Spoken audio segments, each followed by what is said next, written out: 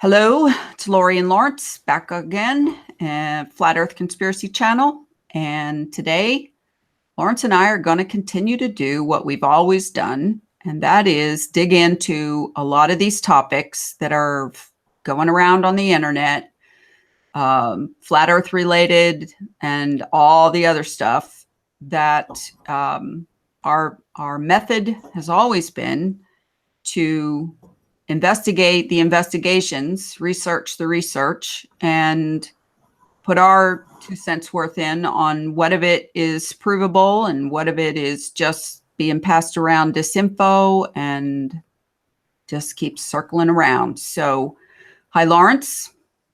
Yep. Hi, Laurie. Back again. Good to see you. Okay, so we've been recently digging into what we think is going to be the topic for 2019 with regards to new research, and that is whether or not we live in a construct. People are using simulation theory as a term, the matrix, on and on. We have, in the past, done everything we can to dig into all the flat Earth research, and we're past that now for the most part because we're waiting for other people to catch up. That's what we think, catch up to getting off of the classic circle maps and circle models and so on. And but we've also touched upon a lot of other topics over the past few years, and we've done Mandela Effect and mud flood and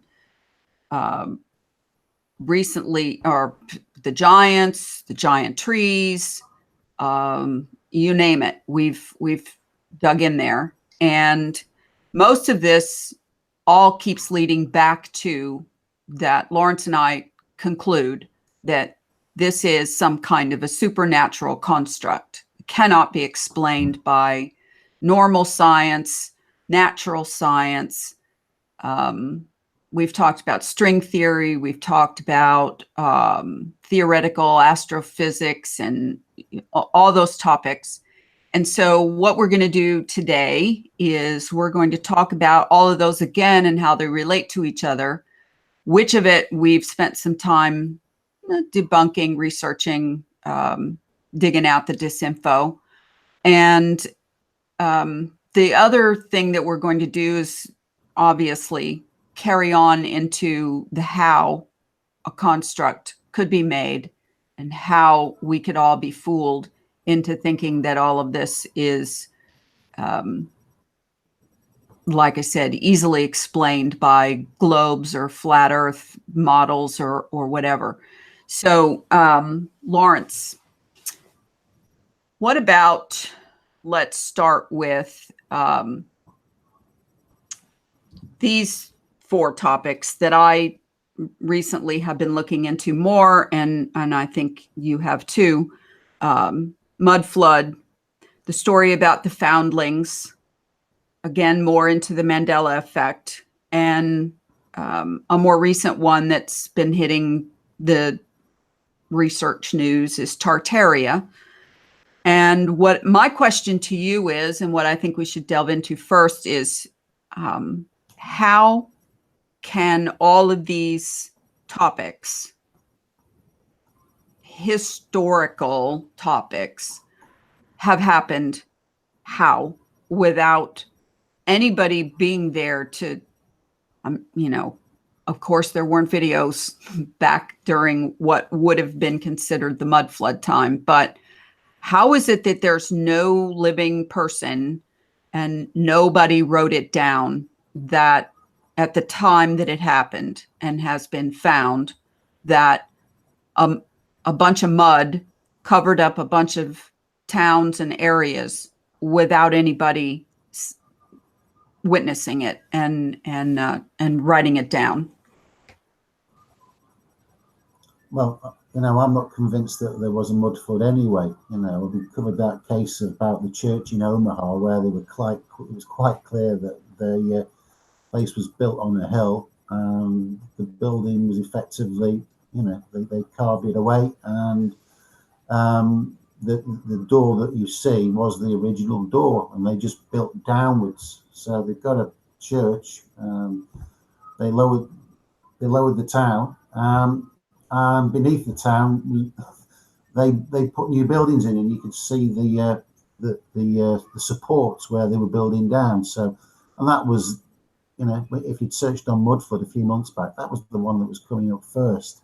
So that immediately got I showed it to you anyway. So that immediately got my suspicions up that the mud flooding may be just another rabbit hole that's been thrown out there to soak up people's time. So I haven't spent a great deal of time looking at it. You've got all these people, and they're all posting their own videos now. And if anybody's got cellars or any rooms beneath the surface of the road, well, it must have been a mud flood.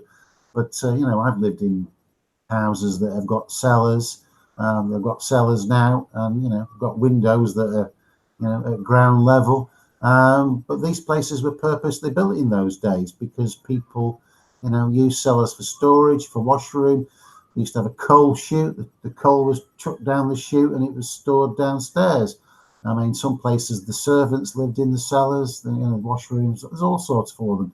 And obviously, if space is at a premium in the city, then it makes sense to go down because you're going to get more for your money. So I've put the mud flood on the back burner. There may be some areas where buildings have, been flooded by mud or sunk, which may be more likely.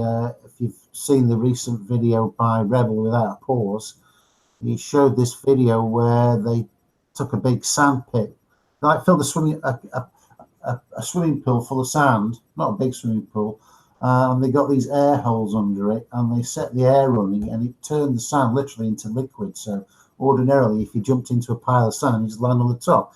You jump into this sand, and it was like liquid. So if some vibrational technology was used on, the dirt, then supposedly the buildings could sink into it.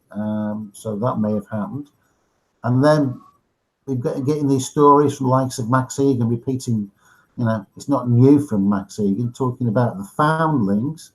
Well, back in the 1920s, 1930s, there was great poverty around. And even before that, my dad, he was 12 years old before he could have a pair of shoes. And that wasn't a rarity. My other half, Joanne's two uncles, they were put on a boat to Australia in the 1930s because the parents couldn't afford to keep them. So when they say on these videos that these are orphan trains, yes, they're children, but we don't know that they're orphans. They may well be children that the parents couldn't afford to support. And some of the developing countries like Australia, Canada, they wanted people to get out there and help develop the country. So saying they're orphan trains is not necessarily true. Some of them may well have been orphans, but there's back in the UK in the 60s and 70s, Australia was still crying out for workers to go over, any kind of worker. Now you need a load of qualifications or a business or a load of money to go to Australia. And back then, for £10, about $14, you could get your passage paid to Australia or Canada, and you could go out there and live there. You didn't need any qualifications because they wanted more people living there, to help develop the economy. So that in part discounts the foundlings. So, I think that's just another rabbit hole to send people down that isn't going to go anywhere. Mudflood's not going to go anywhere. It's not going to lead to any great new evidence or conclusions as to what really happened. Postcards with no people on. We've seen with the Mandela Effect that they can make anything. They can change it. If they can change reality, they can change old pictures to show them without people. So we don't know that these things are a genuine article. Well, there so those two, also, yeah, also, you can watch old westerns and old movies about the United States when it was being settled, and a lot of people out west, you know, that were settling the West, um, children and orphans were sent out to help the farmers, you know, settle the land and Yeah. work. And so it's one of those things that, you know, it's another one of those jump to conclusions kind of things, and also to make a hypothesis out of not really having enough information. So on the mud flood and the foundlings and the pictures of cities with no people in them and mud in the streets and so forth, you know, we just want to be very careful with extrapolating that information too far. It's not necessary to prove that history's been changed to make up modern myths about, you know, how things happened. You know, it's pretty clear that if you have oral history that is, you know, brought down from generation to generation, and many of the old cultures did that because they didn't, you know, they believed it was a better way to pass down historical information, to choose, you know, who was going to be the one that they were going to give the information to, and it was up to them to remember it and to pass it on to the next generation. And so, you know, people say, well, oral history can be changed and, you know, can get convoluted. You know, just play that old telephone game where you pass this message around a room and it comes out the other end quite different. That's two different things, in my opinion.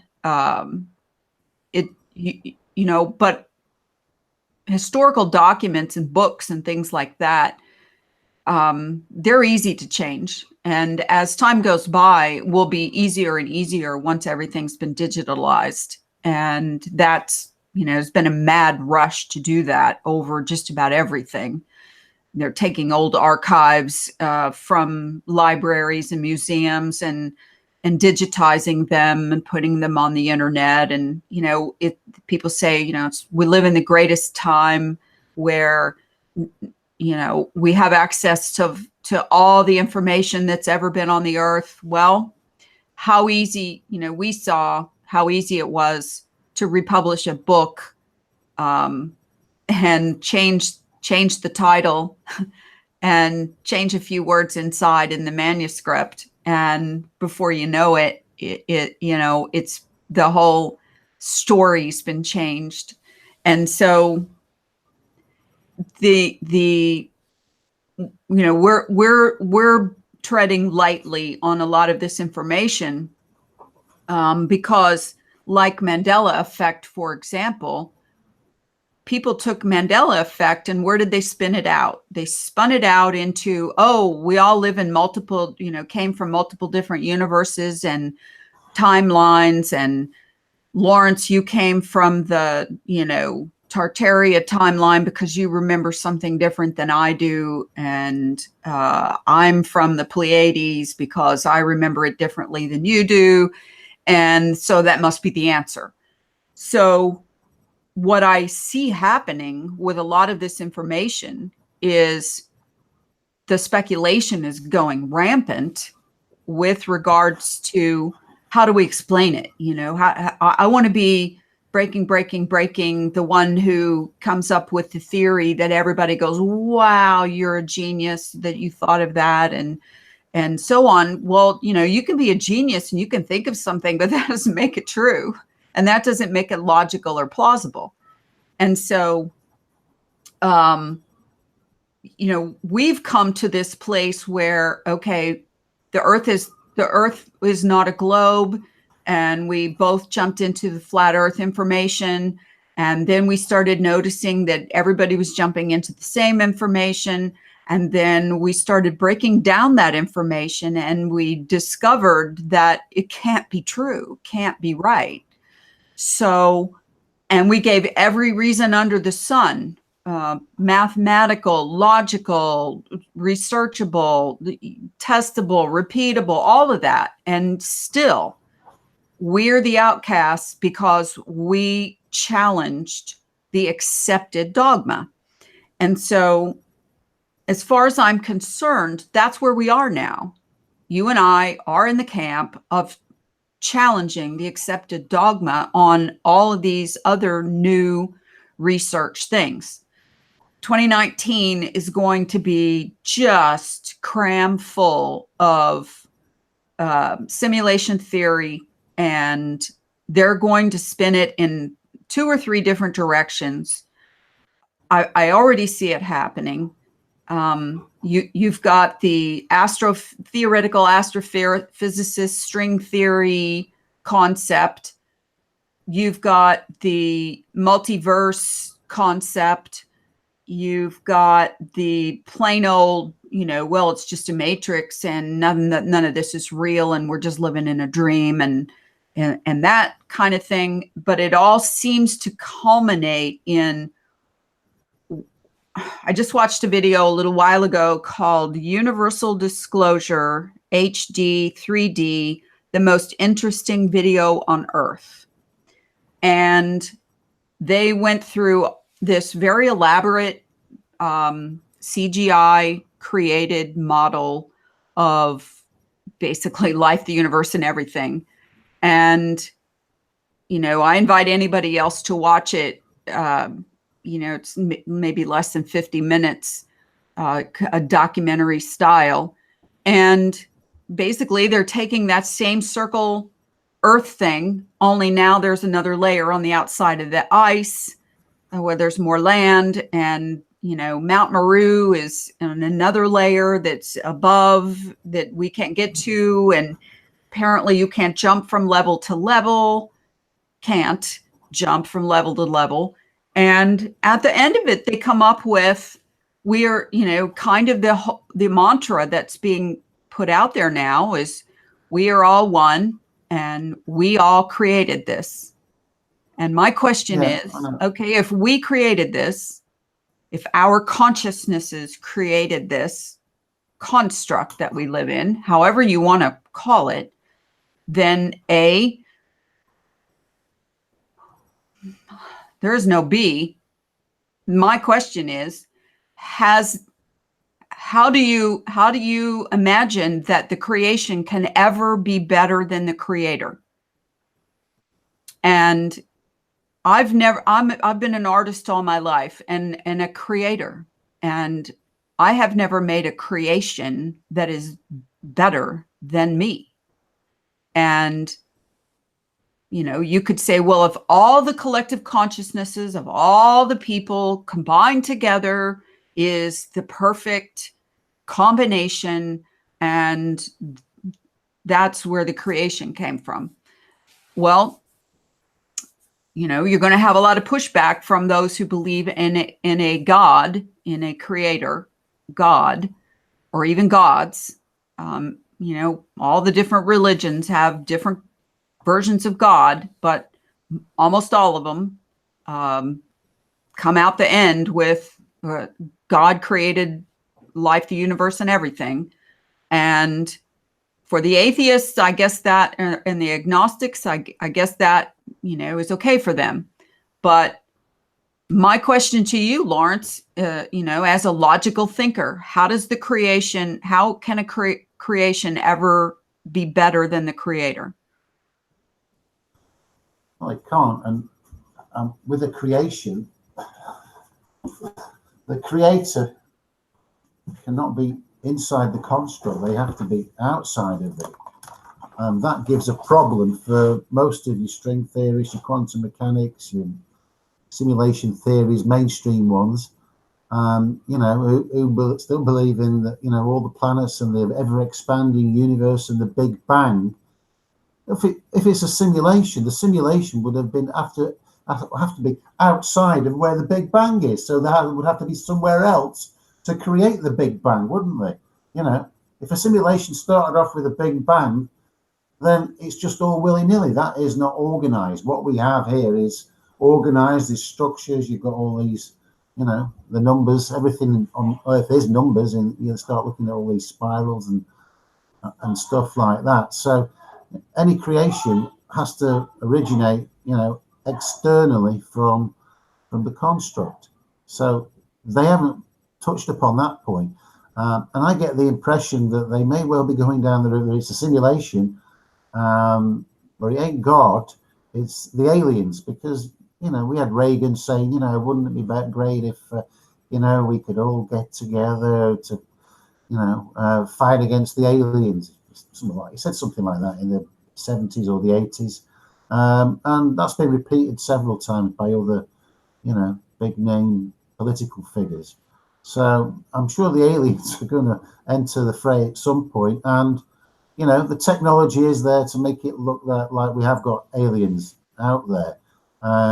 They just change the code of the simulation and we'll get some aliens. We know what they can do with airplanes. They can probably make anything. They can make anything that they like, and they can defy the laws of physics, because laws of physics don't really apply in a simulation. It's whatever they want it to do. If you wanted to make an elephant fly with its ears, like Dumbo, we know an elephant can't fly with its ears, but in a simulation it can, and pigs might fly in a simulation. We could fly in a simulation. So that's what I think they're going to do. I think they're going to say, it's aliens, and then they will introduce, well, they may do, an alien threat, and the aliens will show their presence, and we'll end up with the one world, military force and governments and armies and more taxes to fund it all. That may be, they're always multi-pronged anyway. These things seem to be, and I don't think it's under the control of man. These people who make these decisions about all this sort of stuff, there is some external force controlling it, and that may well be Satan, or it's definitely not the work of the politicians and leaders of the world, because we know they're all puppets of types. They're all probably under some kind of MK Ultra mind control, to do the bidding of the people behind the scenes, whoever they are, or the entities that are running this world. So yeah, but the simulation, it's like I get this inkling that this simulation is good. You started us off on it when we were talking about the mud flood, and then that was it. A light bulb came up in your head, and that was it. We're on simulation theory now. And then you went and did your thesis about it and put that out. And I think maybe you should actually do that, put a YouTube hour of it and read it, or with graphics, and show it, because that was brilliant, and it needs a much wider audience. That's where it's going. I'm doing a presentation in January. Part of it, I'll be talking about Mandela and stuff, and not why I think it's a simulation, why I know it's a simulation, and we'll be doing memory tests for things that most people would think one thing and it's another, and then we'll just do the numbers and see, where we're going to get a split audience as to what they thought happened, in the past, and they'll be scratching their heads, and come break time they'll be saying, well, I thought this happened. I said, no, I thought that happened. So it should be quite interesting, and I'm looking forward to it. Well, that sounds cool. I'll tell you what it's called. Really, this is what it's called. This is the title of my presentation. It's called Simulation Theory, the Proof. It is the mark of an educated mind to be able to entertain a thought without accepting it. In a simulated reality, everything is code. When the code is changed, reality will change. This reality is being changed in real time, with the minds of many being changed to match the new reality. And then he just says, in a fun, entertaining, and thought-provoking way, Lawrence will prove beyond doubt that simulation theory is now a fact. So I'm working on that now, and I'm hoping it's going to be great fun. Well, it will be. So, well, it will be, because you always do really good in-depth presentations. Be they long-term, you keep thinking that, or not, at least you're good at putting forth what you think right now. And I did a 1 and 2 part sort of synopsis to get it started on the flatearthconspiracy.com website on simulation. And the idea, and I'm going to do more parts. It's just I've had a lot of external stuff going on where I really have to concentrate to write and block out big loads of time to do editing and so on. But I certainly haven't dropped that ball. That's for sure. But here's the part that makes all these other subcategories capture people, like Mandela, like mud flood, cities that were abandoned, or people, wiped out all the people and suddenly they repopulated them with people and foundlings. I can totally understand where people get captivated by that. And in my opinion, there's nothing really extravagantly strange about it if you look at it from the simulation construct standpoint. That is, if you change the code, if you change the construct, none of the memory of what it was like before would still be in there. Now, you may have 1 or 2 runaway people whose updates didn't happen quite right. Every time I try to do updates on my computer, it always seems to affect something else that doesn't work right. And plus, we all deal with every single day. Something changes in some of the, programs that we use or apps or whatever. And now suddenly there's just seems like a whole glitch in the computer. So are we living in a big computer? How would any of us know? I have no idea. I mean, I wouldn't even make that statement. Even if I walked to the edge and wrapped on the wall of the box of the computer, I wouldn't know. The whole point of the matter is that, if I have a Mandela effect memory that is not the same as someone else's, and,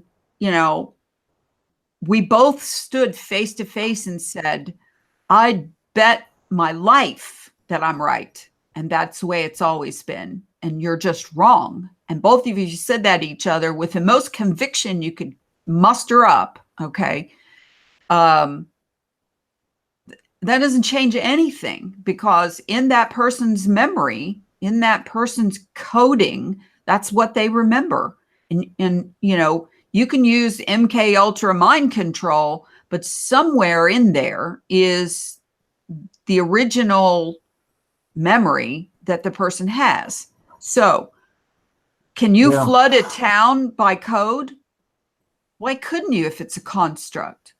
Could you flood, I don't know about you, but in my grade school education, we were taught about the Ice Age. Were you taught about that and the glaciers?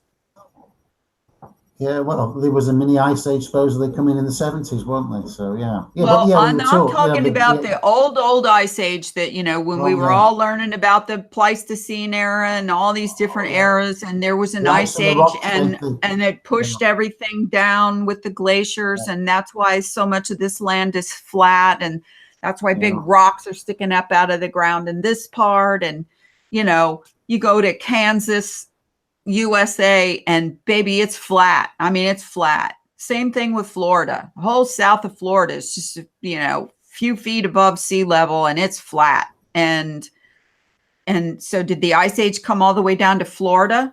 Does the same thing apply? No, didn't come this far. Well, the whole point of the matter is the flood, is the mud flood really the Ice Age that we got faked out about, that the Ice Age is bullshit, but the mud flood happened? I don't know. I don't know when it happened, one could be construed as the other just as easily as what we learned in school. You know, when you start kicking out all of the stuff you learned in school, when you learn that Columbus didn't discover America, or, you know, any of the other stuff you learned that was bullshit that you were taught, the globe, then you have to put into question everything. And so which part is unequivocally true? You know, no, this we all universally agree on. And so, Yeah, well, I mean, I just had a thought while you were chatting. okay. I mean, I'm not very good at, my mind's always racing, and there has to have been some resets for sure. Resets in the construct or the simulation, because I mean, I'm not buying that we're all descendants of Noah and co. Whoever, however many people on that boat, we cannot have been descended from them, because Noah lived till he was 950, and if you live to 95 these days, 1/10 of Noah's years, you're doing very well. So somebody has changed the code of everybody. There may have been a reseeding of the population of this earth at some point. Assuming Noah's all true from the Bible, and a handful of men and women were all that was left, and we're all descendants of them. It's just that, if they were living to 950, then, we would be living to hundreds of years. Maybe not 950, but we'd be living hundreds of years. But now you can't even make 100 without, how many people live to 100? Very few. So, our genetic profile, our code, DNA is code, has been changed for us to wear out, after a certain period of time, and become decrepit and eventually die, the same way that they do with technology. So, there was a guy who put a video out about his printer. It was working perfectly well. Anyway, it just stopped. Couldn't find anything wrong with it. It just stopped. And he took it all apart, and he found a little part which had a little chip in it. And when the printer had done 50,000 copies or whatever the number was, it was programmed to just conk out. And I got the same thing with my label printers. I think every time it gets to 50,000, I'm on my 5th one now. I ended up having to buy a new one. Nothing up with it. I've got a bloody I've chucked them all out, but I've got a room full of them all like new. But there's some chip in it to make it conk out and force you to buy another one. And we're obviously chipped to start deteriorating once we get past the age of 25 and get old. And some people age faster than others. So obviously there's different types of code out there. But what I wanted to get onto, I know we keep going off a tangent here, is the NPCs. These people who are just making up the numbers and who are amongst us. And I wanted you to give your thoughts on all these people, because if everybody, was reasonably intelligent, then we could overthrow all the official controllers of this earth and have a really nice place to live. But we don't, because there is such a huge swathe of the population who are never going to step outside the 4-dot square and even do anything different to what they do from one week to the next. So I'm thinking they're just, as in the movies, they're the extras. They think they're normal, but from the perspective of a game, they're just the bit players who don't think very much. So what are your thoughts on that, Laurie? Well,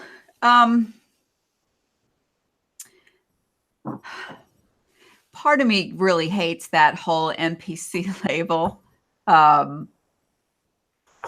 Non-playing character, non-player character. Partially because, it kind of takes all of us to kind of run the world. But I think if you take away that label and insert more of the label of non-high achievers, or something like that, then I would agree that, I guess as a kid growing up, and every time I would do something stupid, we had a saying in our family, you're never going to amount to anything. And it was supposed to drive you to do better and to think harder and so on. But it was a huge amount of pressure in my family to be special, be something, bigger, brighter, stronger, wiser, all of that. And not competing with other people, but competing with yourself. And so I look at a lot of the people on Earth, and, we've watched over the last few weeks what's going on in France right now. And of course, the media is reporting that these yellow vest people are all, up in arms because of gas prices. Well, we all know better.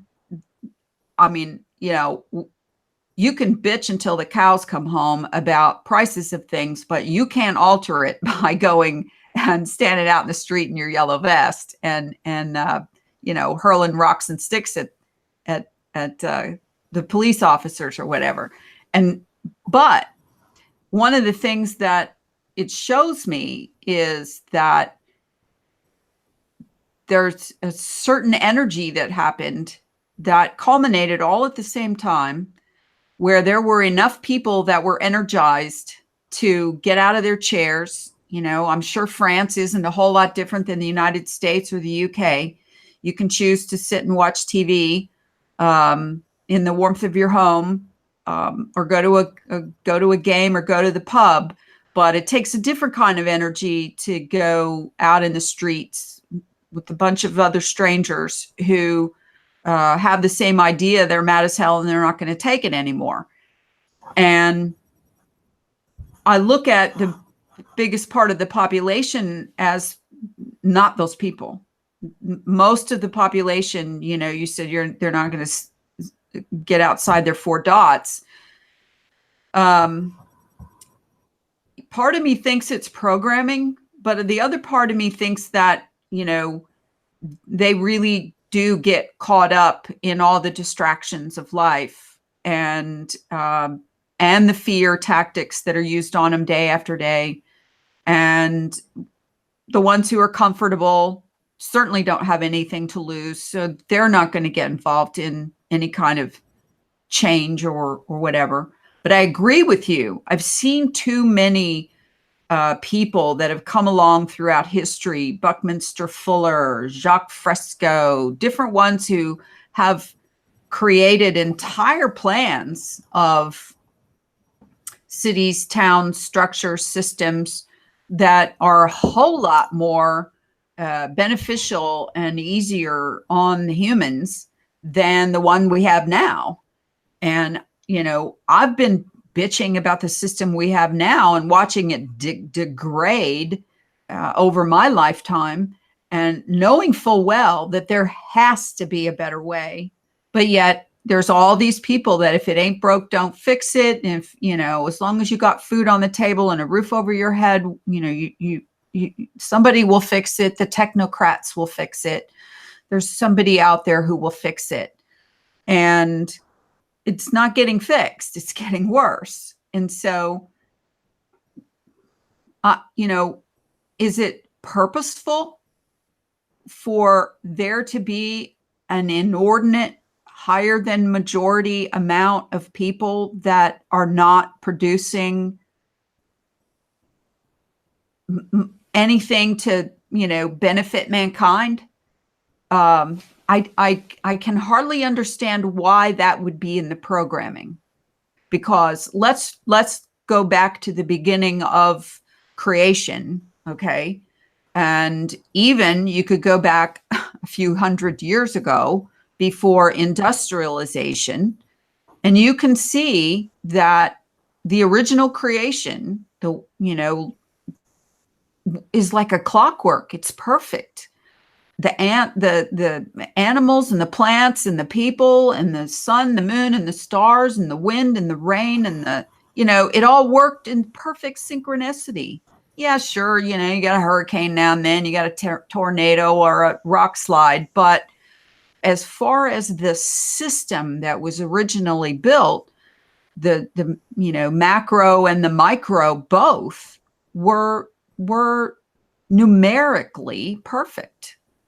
So what happened and when did it happen that it got screwed up? And this is where I talked about in the articles that I wrote about the submatrix. We are not in control of the submatrix. The matrix is the construct, but there are multiple levels of submatrices going on inside of it that are systems that are captured numbers of people, whether you want to call them governments, whether you want to call them, the UN or whatever agency governments you want to call them. Those are the submatrices, and people are afraid, literally afraid to get outside of those systems. All right. Well, all right. Let's just imagine we're back in biblical times and people were living, hundreds of years. Well, in our present, past 5 or 6 generations, we've gone from the horse and the cart to all the, sophisticated travel we've got now. We've gone from telegrams, to real time talking to people anywhere on the plane, and yet, somebody who was living 900 years, and at the start of it they were on a, horse and cart, and at the end of it they were a horse and cart. What was different about those people that they couldn't develop like we've done in the last 100 years? It couldn't have happened that way, unless, or happen the way it has now, unless there's been external forces that have been giving us these ideas, putting the thoughts in our head and say, right, I'm going to make this, I'm going to make that, and then, you get a bigger model and more technology, and, before you know it, or a giant bump in the IQ level. And that's not been proven for sure. We didn't just suddenly a few hundred years ago have a giant bump in everybody's IQ level, or even some people's IQ level.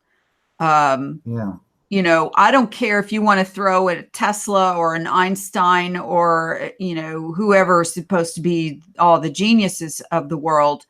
You and I both have known geniuses in their own little niche field who couldn't box their way out of a paper bag because they didn't have, other sense, common sense.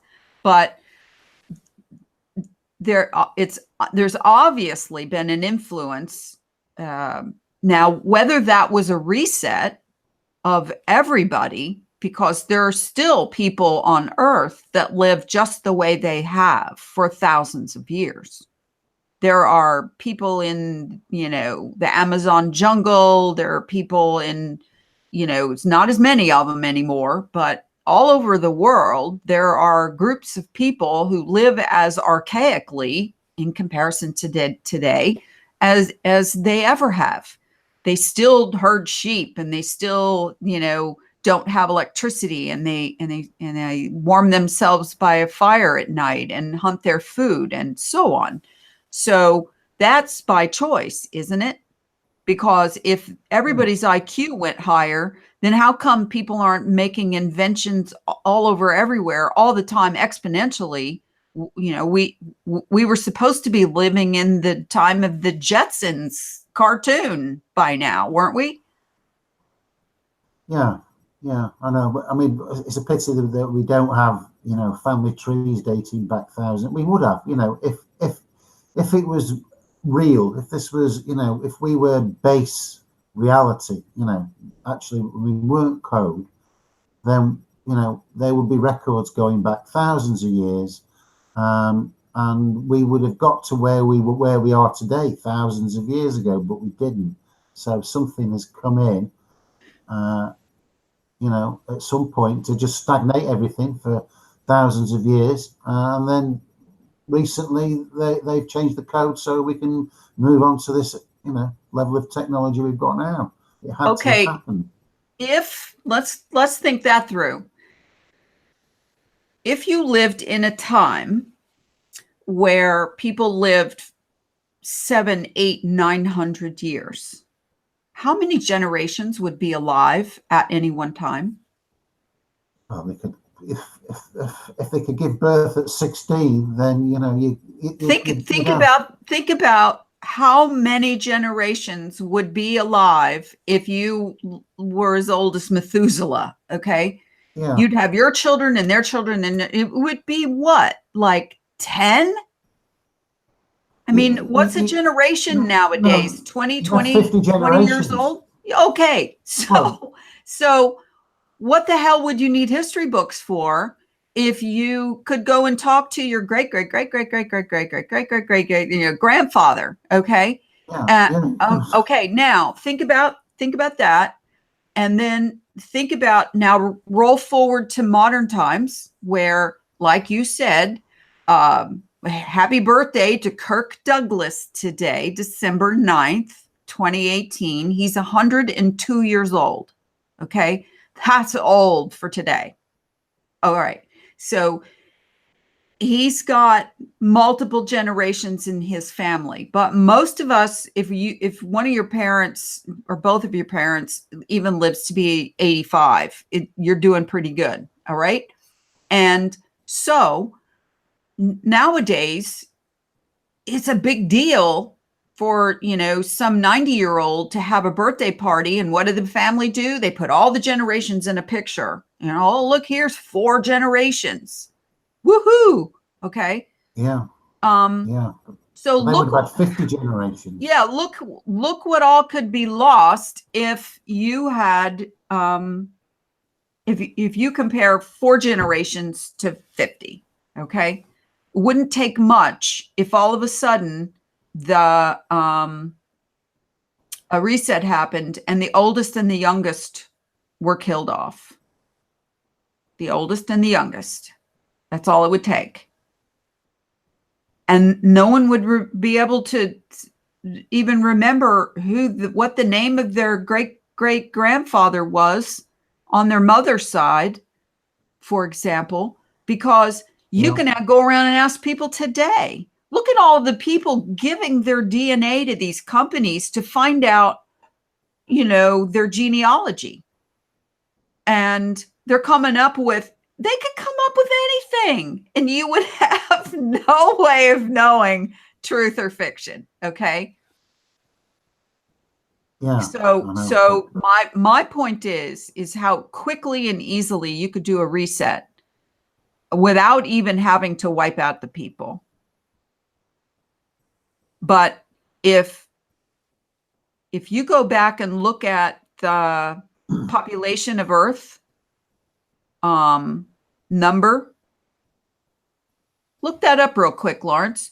The population of Earth in 1700, and you'll be shocked at the difference in what the population of Earth is now and then. And here's why I don't believe that all these people, either A, that there are that many people today, or B, that we could accumulate this many people on Earth with all of the wars and the poisons and the accidents and lower birth rates. And here's the population, world population. 5,000 years ago, they're saying it was 5 million. 4,000 years ago, 7 million. 3,000 years ago, 14 million. And then it went all the way up to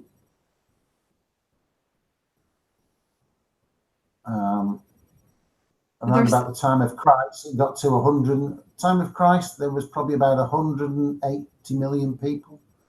And then in 2,000 years, It's gone on We're from at there almost to 7 billion.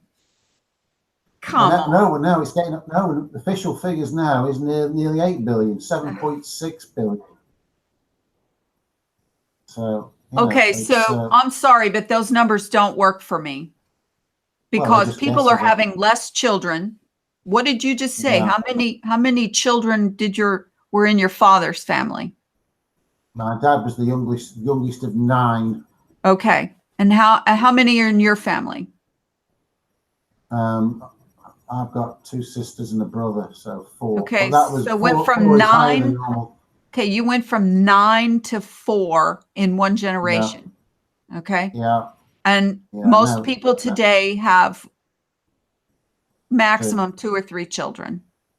Yeah, yeah. Apart So, from I some of mean, the even in China, they limit how many children you can have and just to keep the population under control, either by force or by,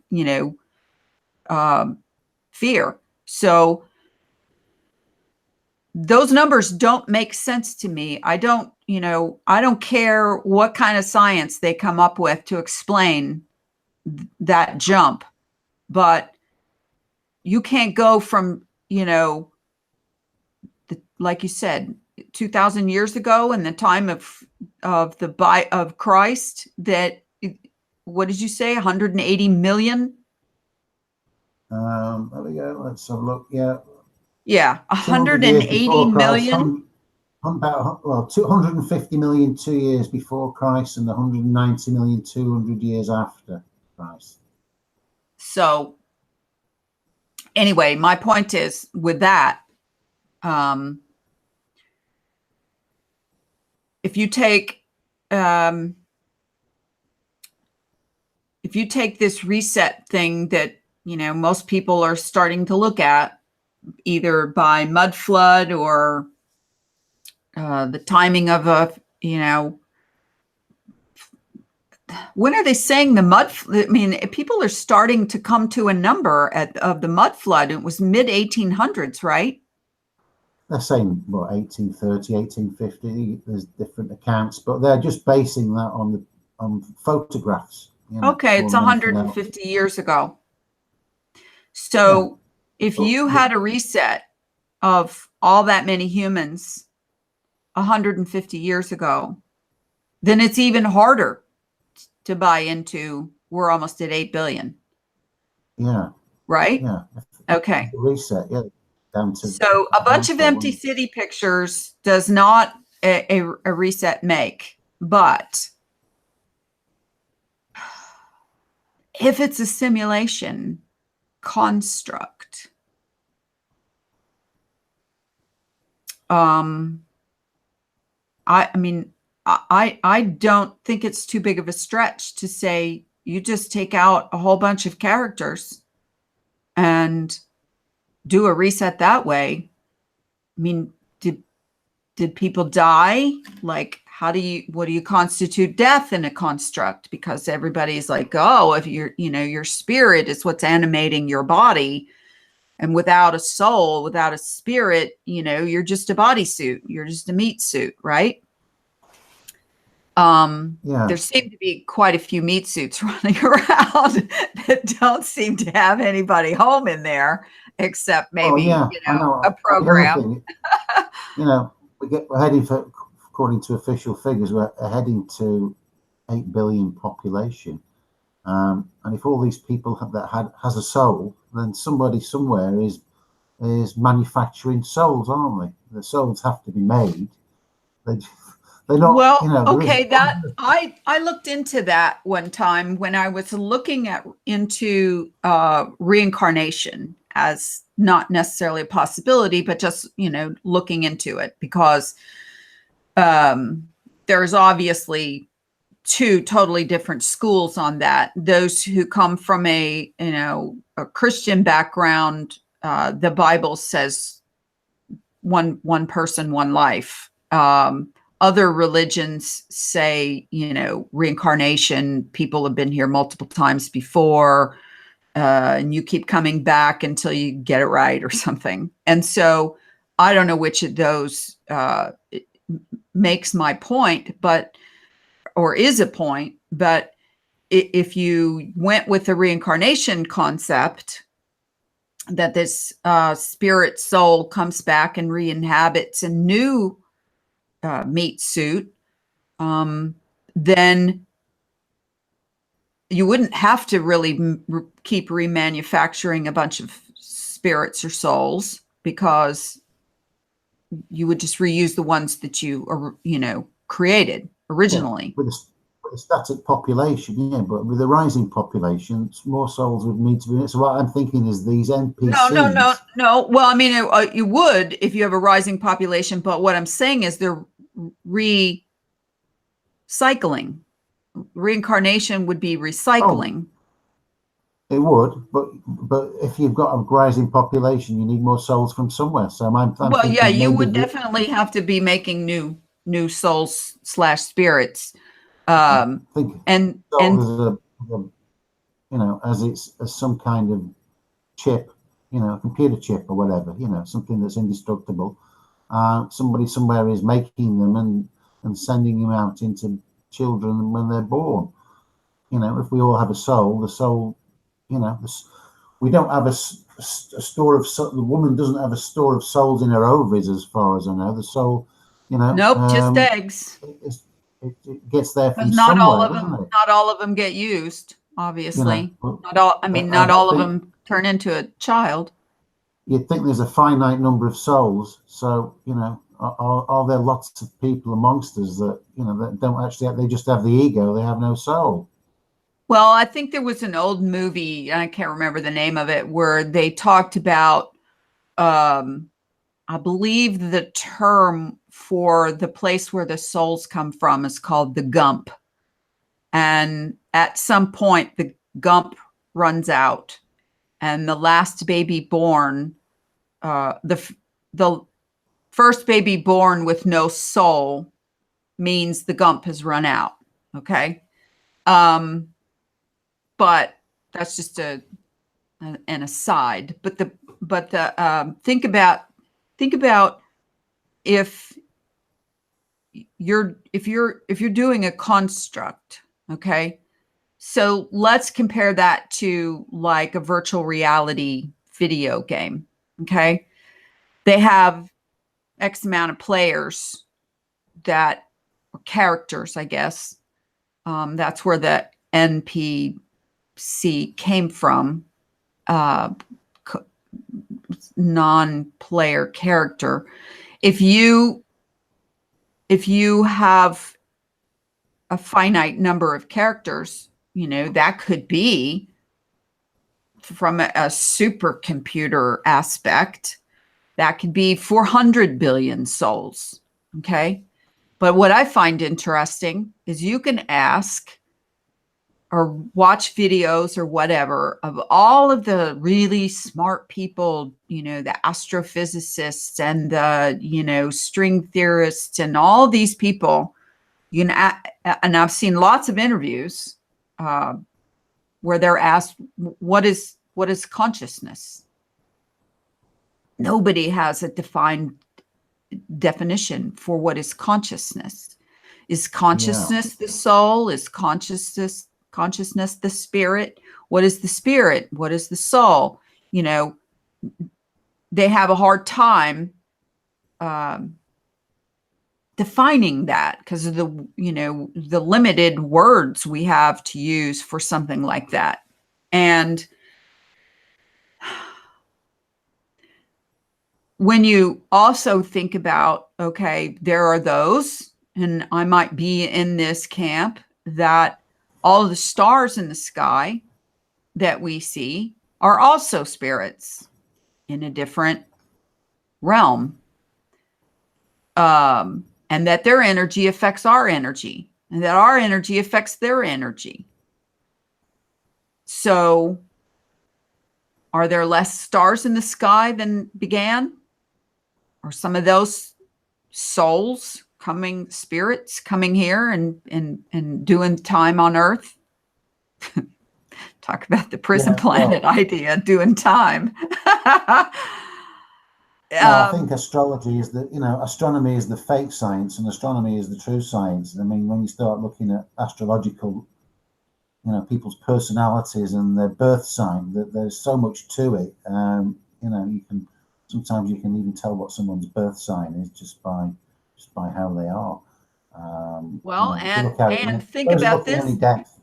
Well, look at it this way, Lawrence. Could you or has anyone ever put a finite number on the number of stars out there?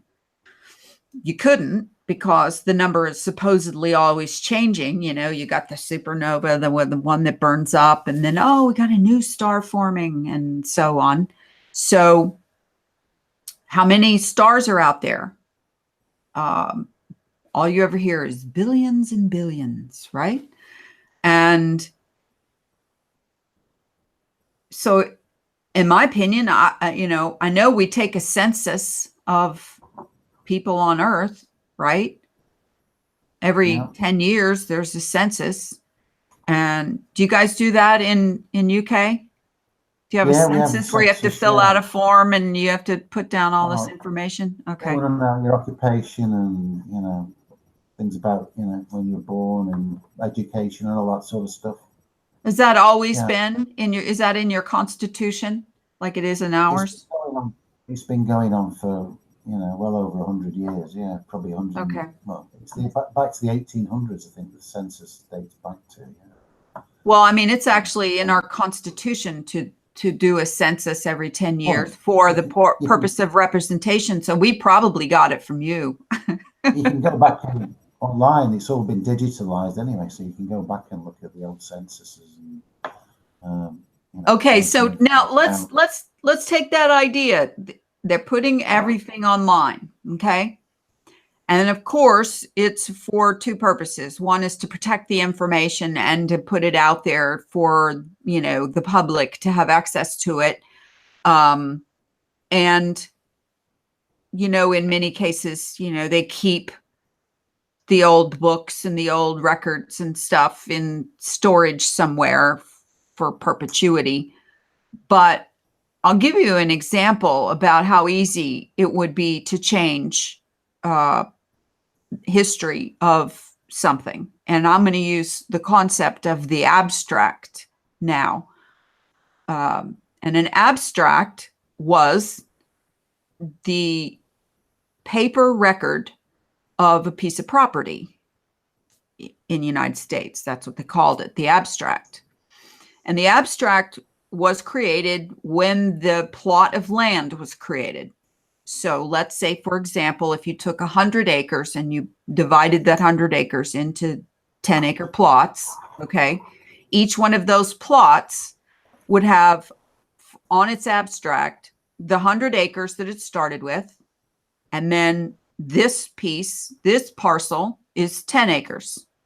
All right. And then every time that piece of property was sold or any easements were put on it, or anytime it was divided further, all of that was kept in the record of the abstract. And the abstract went with the owner of the property. So if you bought a parcel, and this is not that long ago that they stopped doing this because now they have title insurance, okay? Title insurance took the place of the abstract. Title insurance just says that a title company has followed the line of the ownership of the property and that they guarantee through insurance policy that you now own this property free and, with a mortgage or free and clear, whichever the case may be, but your name is on the deed. So I used to buy old properties and fix them up and do loft apartments and spaces inside these big old buildings. And when I would buy one of these, one of them was like 1888 was, I think, the oldest one. No, 1852 was the oldest one. And I got the abstract when I bought the property. And the abstract was that whole history of that piece of property. And it was fascinating where you could read back and say, oh, well, this piece of property used to have the old jail on it. And they had people talked about people being hung there and incarcerated, whatever. Okay. Now, during my ownership of that property, I think it was like 1989 or 90. They switched from the abstract to the title insurance. The abstract was being held by the bank that I had the mortgage with in safekeeping as collateral of the title of the deed of the property. Suddenly they call me up and they say, we're not doing abstracts anymore. We're not going to store them because it costs too much money to store these abstracts. Do you want it, or do you care if we destroy it? Oh, no, I want it. I actually still have it. And everything was switched over to title insurance. Now, that was let's just say 1990. From 1990 on, the only record that would be kept would be digital, and it would all be based on an insurance policy that said, we ensure you have clear title to this property. If somebody disputed the deed, there would be no historical chain document that would prove it went from these hands to these hands to these hands. Okay. So how could that be any different than this DNA thing that they're coming up with of who your ancestors were, or historical documents, or anything? If you're digitizing stuff and the originals are destroyed or rotted away or whatever, you have no historical proof of history. I know that was a long explanation, but my point is digital to real tangible can create a reset right there. Yeah, for sure. Sure. Yeah. So I'm just going to have a look in my little file of things that I've wanted to chat about. So okay. So look what I've got in this folder. So while you're doing, okay. Oh, right. Okay. Maybe you don't want to talk about it, but I've got some interesting Mandelas. I mean, I was really surprised about one, which was about the pyramids changing. Did you pick up on that one? I didn't delve into it too much. I saw where you had posted some photographs in the group page on Facebook about was it the names that changed or the placement? No. Originally, the Great Pyramid. There's three pyramids at Giza. I haven't got the names of them in front of me. And the one in the middle with the damage to the top, you can see it's like like the layer of an onion's peeled off it. That always used to be the Great Pyramid, but now the one on the other, the one to the other side, is now the Great Pyramid officially. But I dug out some old postcards of the Great Pyramid, and they clearly show the one in the middle as the Great Pyramid. So they've changed it on Google Earth, and I went and looked on all sorts of links on the internet, and they've all got this new, the pyramid on the end, which wasn't the Great Pyramid, is now the Great Pyramid, which is. Well, I thought it was based on size, not location. Yeah, but the one in the middle, or am I just wrong? Isn't the Great Pyramid the biggest one? Oh, let me just share it with you, and you can have a quick look at this, because I've got a few images to share. It might take a minute. Give the audience something to look at. There we go. Share. Okay.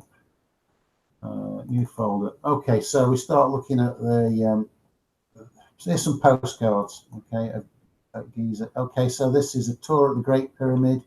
Got the Sphinx there, and you can see quite clearly for the Great Pyramid. They're showing the one that's got the damage at the top on that one.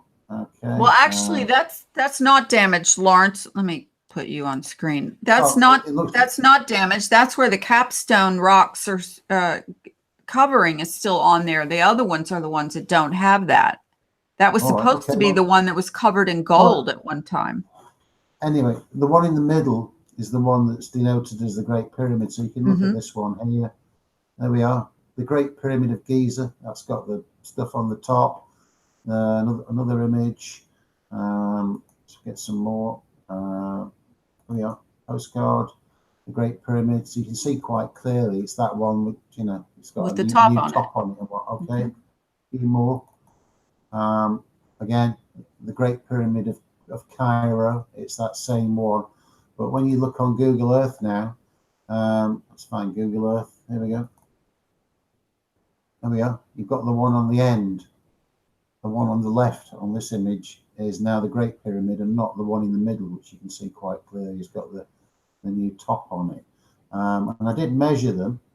So, the Great Pyramid, the length all the way, if you went, obviously it's not exactly thing, but I've just gone round and measured the distance all the way around it. It's 0.55 miles.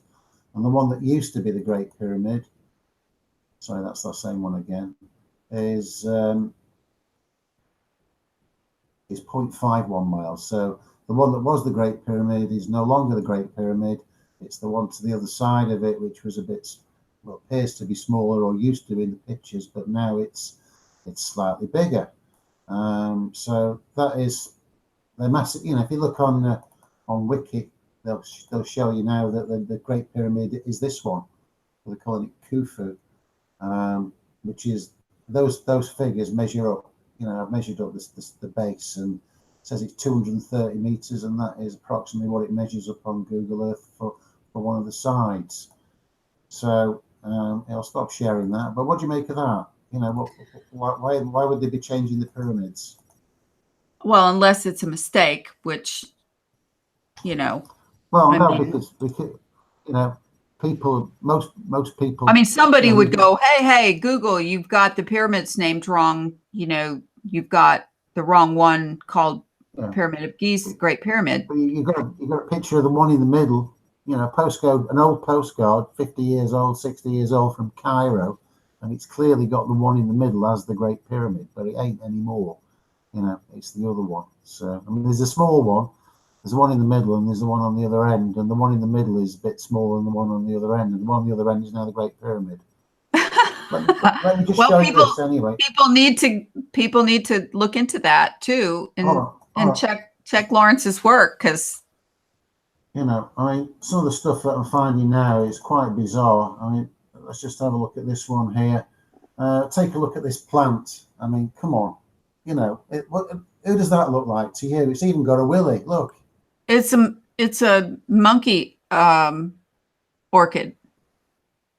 Yeah, there are some really, really bizarre orchids that I have actually seen that one before, Lawrence.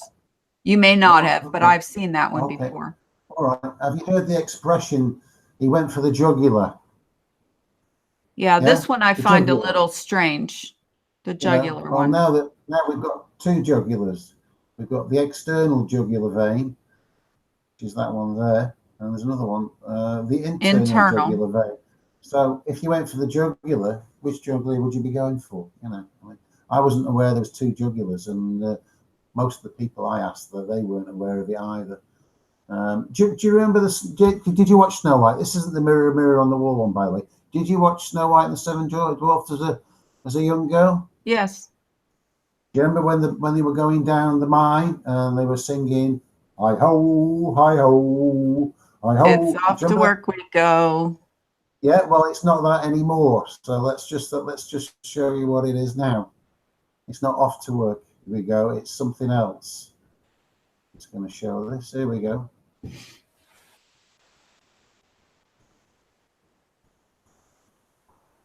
Can't hear it. You can't hear it? No. I'll turn the volume up. Hang on. I'll take my earplugs out. Oh. Right.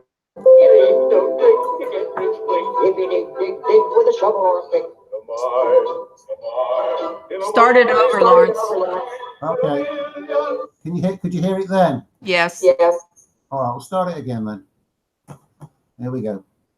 The first on Flat Earth Conspiracy Channel, we've got Snow White and the Seven Dwarfs, a little excerpt. There we go. Get it to go. Come on, play. How long this play? There we go. Oh, there we go. Not playing. All right, I'll try again. Let me try again. Okay.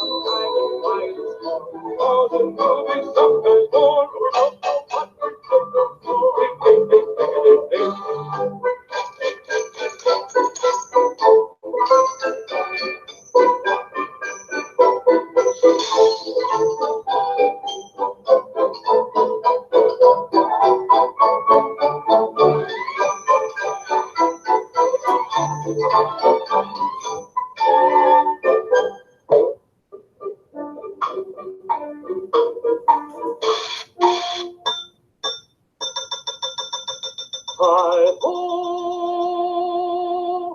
hi ho, hi ho, hi ho, hi ho, hi ho, it's home from work we go. Hi ho, hi ho, hi ho, hi ho, hi ho, it's home from work we go. Hi ho, hi ho.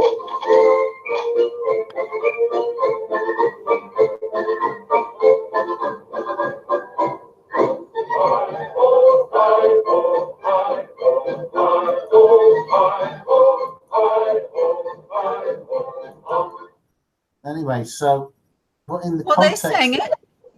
Put your earbuds back in, please, Lawrence. They did sing it. Hi ho, it's off to work we go. No, we didn't. Or I go. I didn't catch that part, but No, can you hear me? yeah, They I said didn't hi. remember the dig, dig, dig part, but they did They say said- hi ho. They said it's home from work we go. So that's one of those Mandelas. I mean, everybody I ask, they all say, yeah, because what we say it was off to work we go. It was always hi ho, it's off to work we go. But that doesn't make any sense in the context of the cartoon because they're just finishing work. So it's saying hi ho, it's home from work we go. Okay, so earlier when they were on their way there, did they not say hi ho, it's off to work we go? No. It was when they were finishing work. Well, it is now anyway. So, but I remember them saying it when they went to work, but I don't see that part. I remember them saying it when they went to work too, but I'd have to watch more of the film to see if they said it someplace else. Did you do that? Yeah, I couldn't find anything saying it's off to work we go. So that's the second change in Snow White for people is not only the magic mirror on the wall if you asked 100 people of our generation, and say, did you watch Snow White? Nearly everybody would have watched it because if you were a child in the 1960s, you would have seen Snow White, and before that, obviously. And everybody you ask is going to say, it's off to work we go. Well, how come so many people get it wrong? I don't know, but I mean, I used to do that. I used to sing that myself when I was, kind of like sarcastic bitching about having to go to work. I used to sing that as I was going out the door, to whoever I was leaving behind. Yeah, but if you'd watched the cartoon, you'd say what you'd be doing. You'd be singing that when it was time to knock off work, wouldn't you? You'd say it's home from work we go, but nobody ever said. Well, yeah, they were knocking off from work because the 5 o'clock came up on the clock, the cuckoo clock, and yeah. So that's weird, isn't it? Well, you know what? That's the way Mandela effects always are. You ask somebody something different than what it is or now or whatever, and you can almost start an argument every time because they remember what you remembered before. So, but another part of this simulation concept is, the supernatural has always fascinated me. Things like things disappearing, amazing healings that have happened. You can go online and read about supernatural healings in people, testimonies with doctors' testimonies right with them. And nobody can explain most, if not all, of these supernatural things that happen. And then you can also look at the ones where, someone should have died and they didn't, like a car careening down the road. And you've watched those videos, I'm sure, that are compilations of almost missed or almost got somebody. and you look at the odds of them not dying. I mean, it's almost supernatural, the odds. And yet, when you ask science, they have a hard time explaining what a consciousness is, or what a spirit is, or a soul. Ask them about some of these supernatural things, and I mean, they won't even try.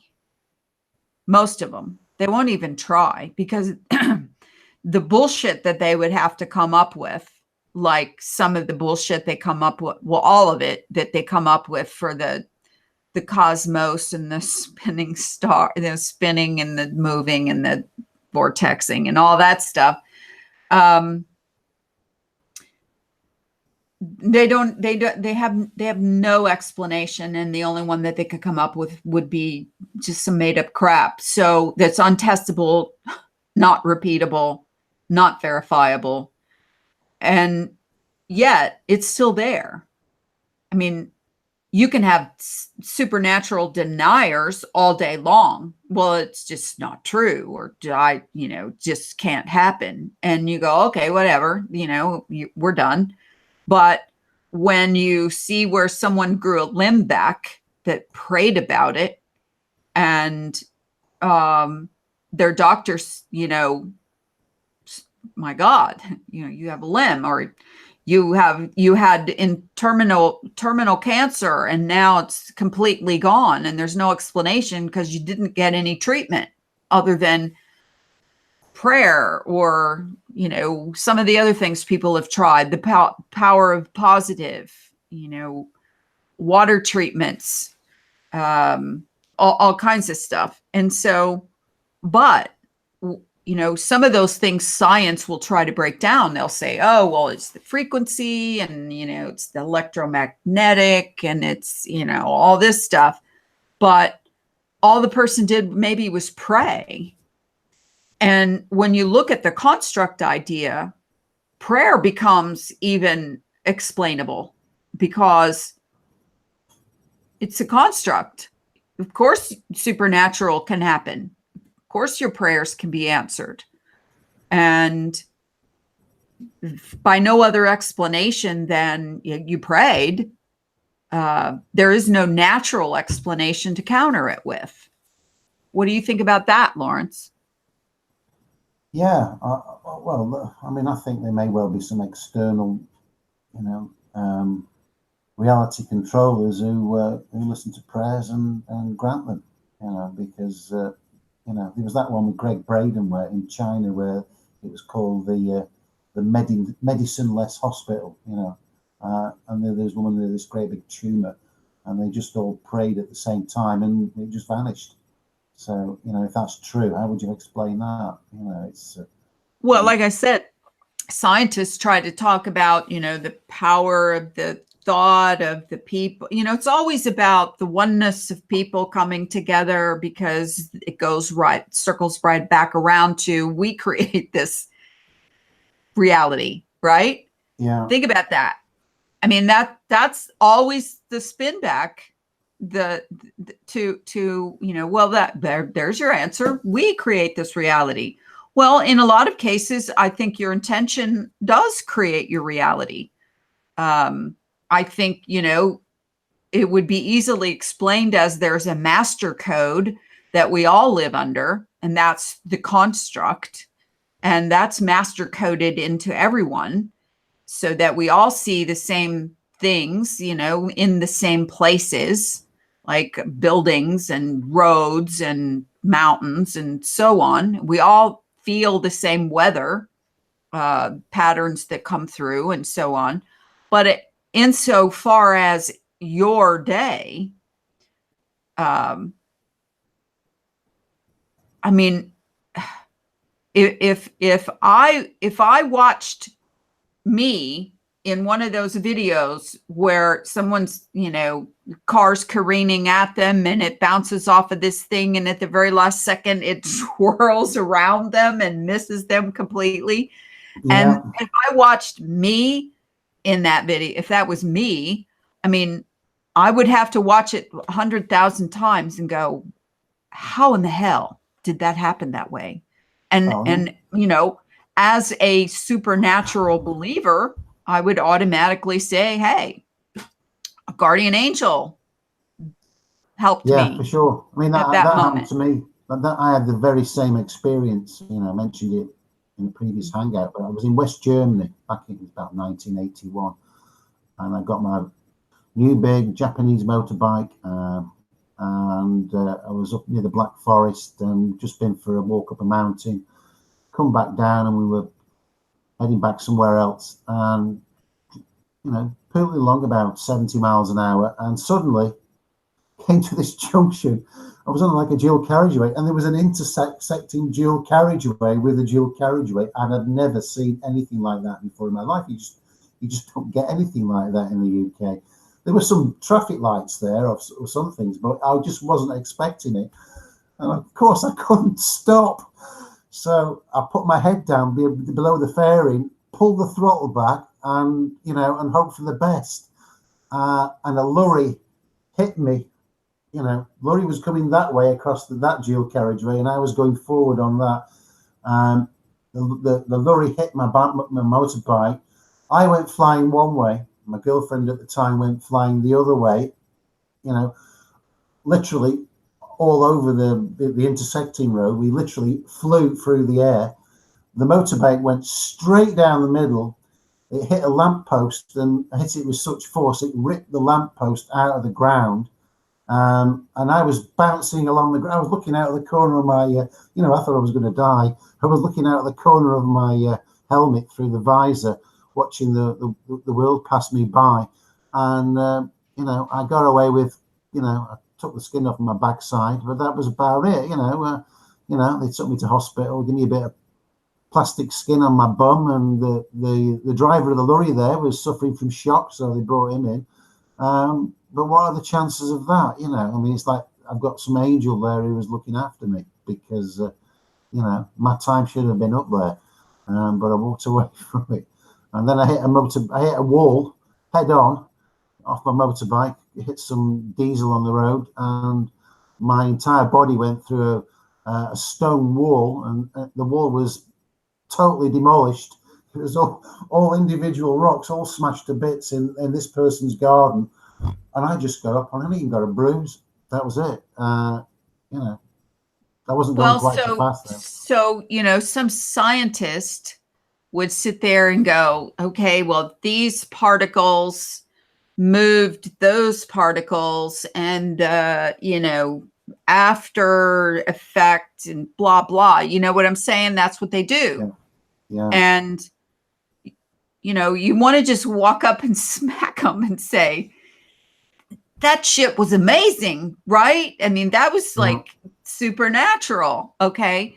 But they think they can explain it away. And, if your coding time, your purpose wasn't up yet, then something had to intervene to keep you here and alive. Now, you could have ended up a quadriplegic or something, but at the same time, maybe the purpose of your life couldn't have you being a quadriplegic, and so that wasn't allowed to happen. And but most people don't have things like this happen to them, so it's hard for them to believe. It's always somebody else or some relative or some friend that things like this happen to, not the person themselves. So because the odds are not that great, well, actually the odds are exponential that it would happen to you, right? Yeah. And so I don't want to, belabor that point because we've talked about it before, but when you look at some of the odds of things, especially with the universe so-called being so mathematical in its construct, whether you believe it's a matrix construct or it's completely 100% air, rocks, and water, then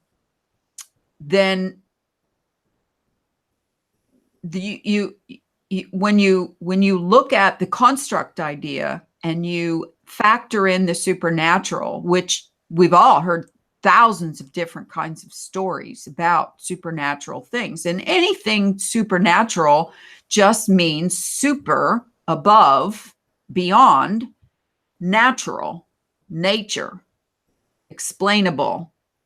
And so that's why I'm so fascinated with it, because I'm a logical person for the most part. I'm always trying to come up with a logical explanation for how or why or whatever that happened.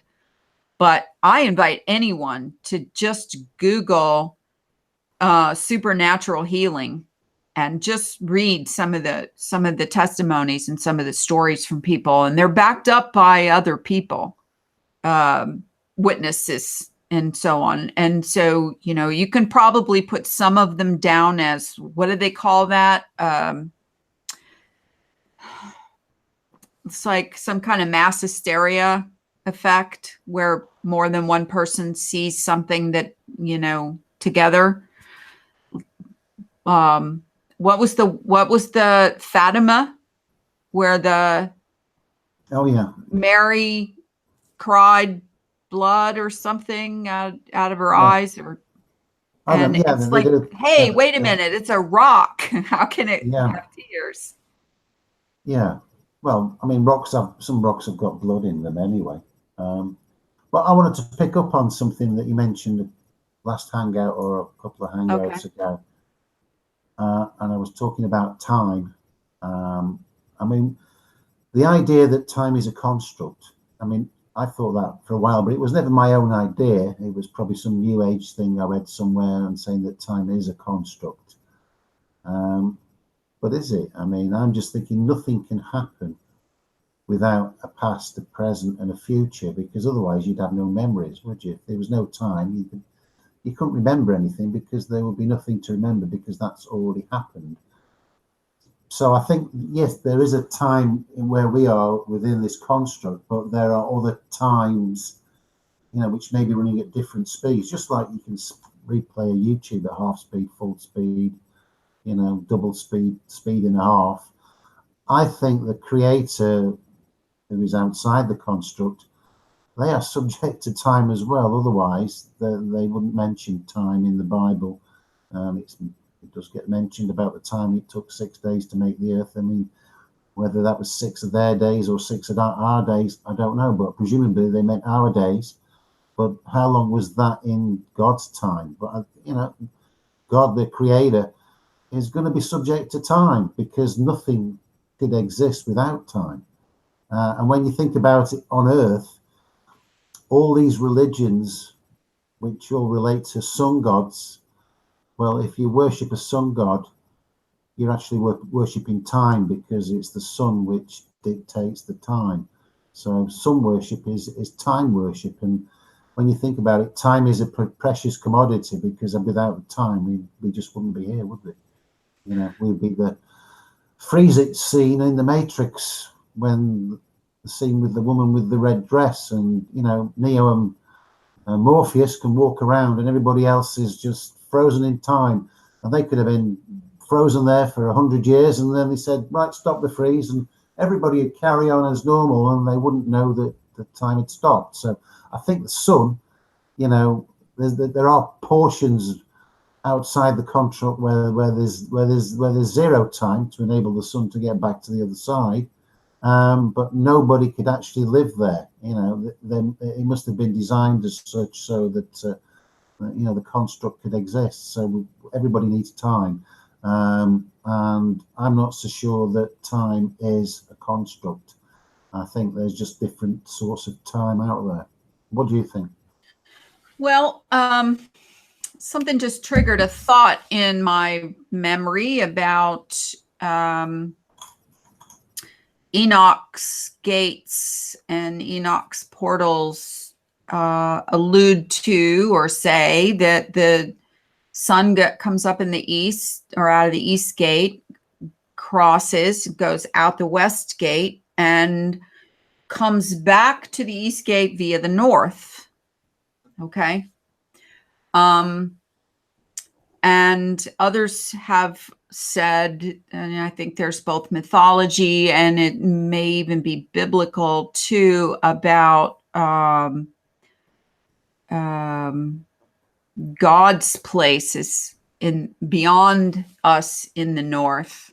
So maybe that is ether time, where everything is connected, so it's not based on our internal time.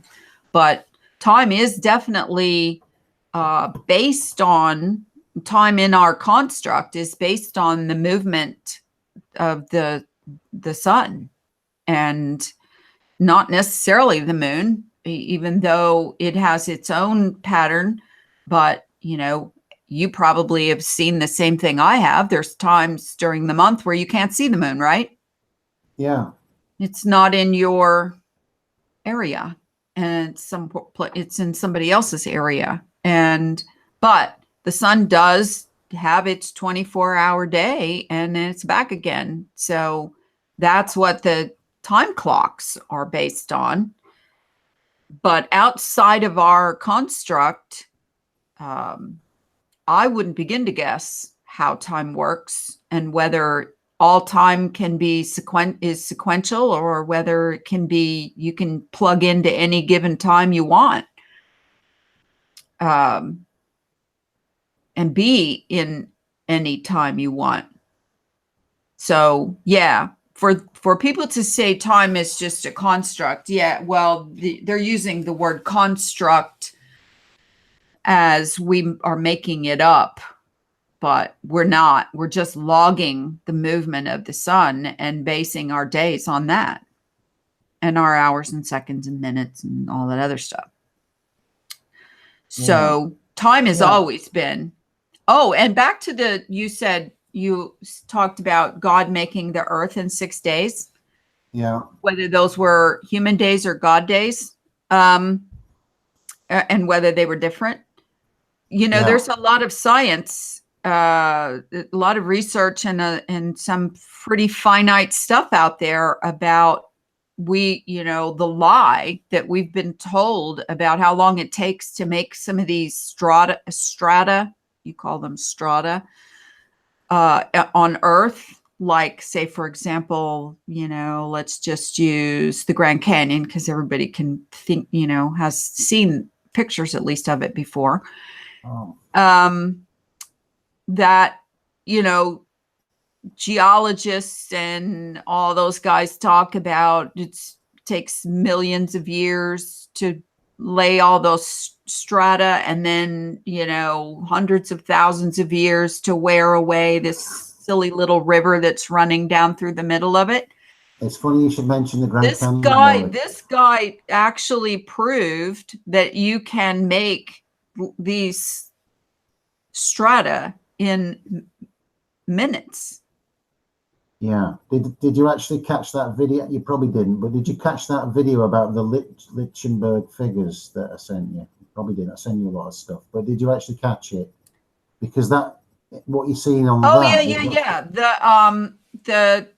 The fractals, the fire that made the. Yeah, I mean, I thought that was. Didn't I just talk about that 2 weeks ago, about the fractals? That the universe is made up just like fractals. Yeah, but it was amazing, because what when they put those electrical charges on the wood, it made the same shapes as what you see if you zoom in on Google Earth and all the the terrain of the world. It's all repeated, so it's as though. Well, they did it with electrical charges too, right? Yeah. Like burning via electric, right? And that was put out by that conspiracy. Well, and there you go. It's the same thing. It's the micro versus the macro. Yeah, but there's this handful of channels now that seem to be I think they're being fed this information from somewhere. I mean, where would you get, how are they getting this information? Well, I did watch a video, a year or so ago, of a guy that, went around Google Earth and picked out all of these, he called them veins or something, or tree root. Yeah. He was on that mission at that time.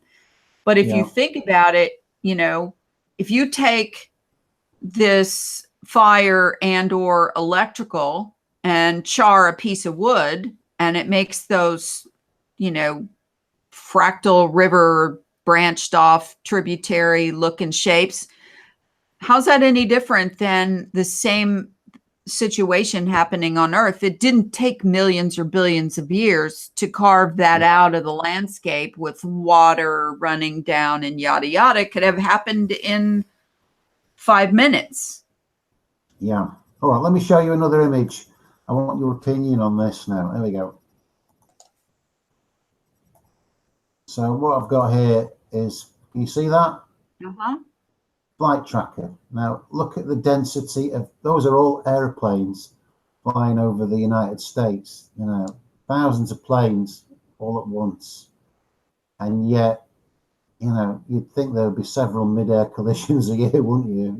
For something, for that volume, millions, tens, hundreds of millions of flights a year, all crisscrossing, going in different directions, and yet there's hardly any. There's a handful a year of so-called air crashes. I mean, how is that possible, do you think?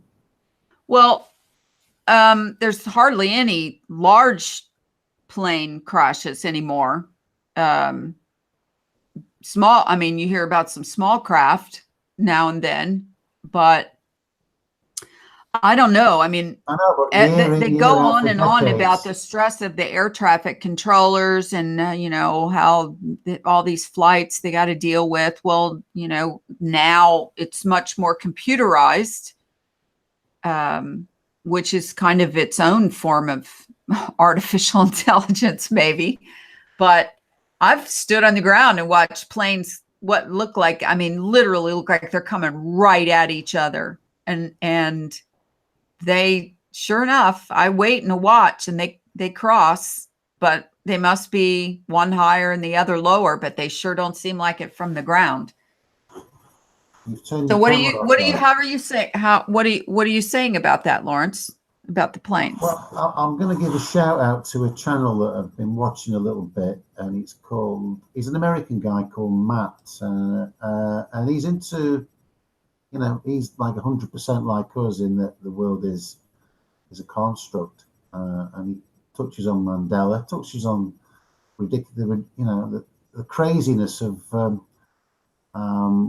all these so-called events happening all over the world. Your Boston bombings and all these shootings in America, and he's taking, and I probably agree with him, that these things aren't created by man. They're not orchestrated by man. There's some outside force that's pulling this all together. I mean, there's just so much of it, and some of it, and it's so ridiculous. Some of it, it's just crazy. If you sit back and analyze it, it just doesn't make any sense. And he was saying, well, how many flights a year have we got going across the United States? How many billions of miles are actually travelled and in complete safety? Whereas on the roads, there's a fair few pile-ups on the roads, isn't there? I mean, in your life, how many times have you crashed your car or had your car crashed into? Everybody has a car. Nothing like you, Lawrence, because in comparison to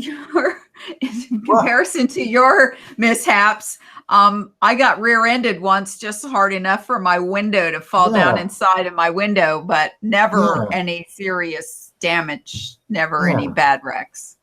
Yeah, well, I've had quite a few shunts in my time in cars and motorbikes, and yet the airplanes seem to avoid it, don't they? It's crazy, Well, okay, so what is this channel? Is what you say his name's Matt?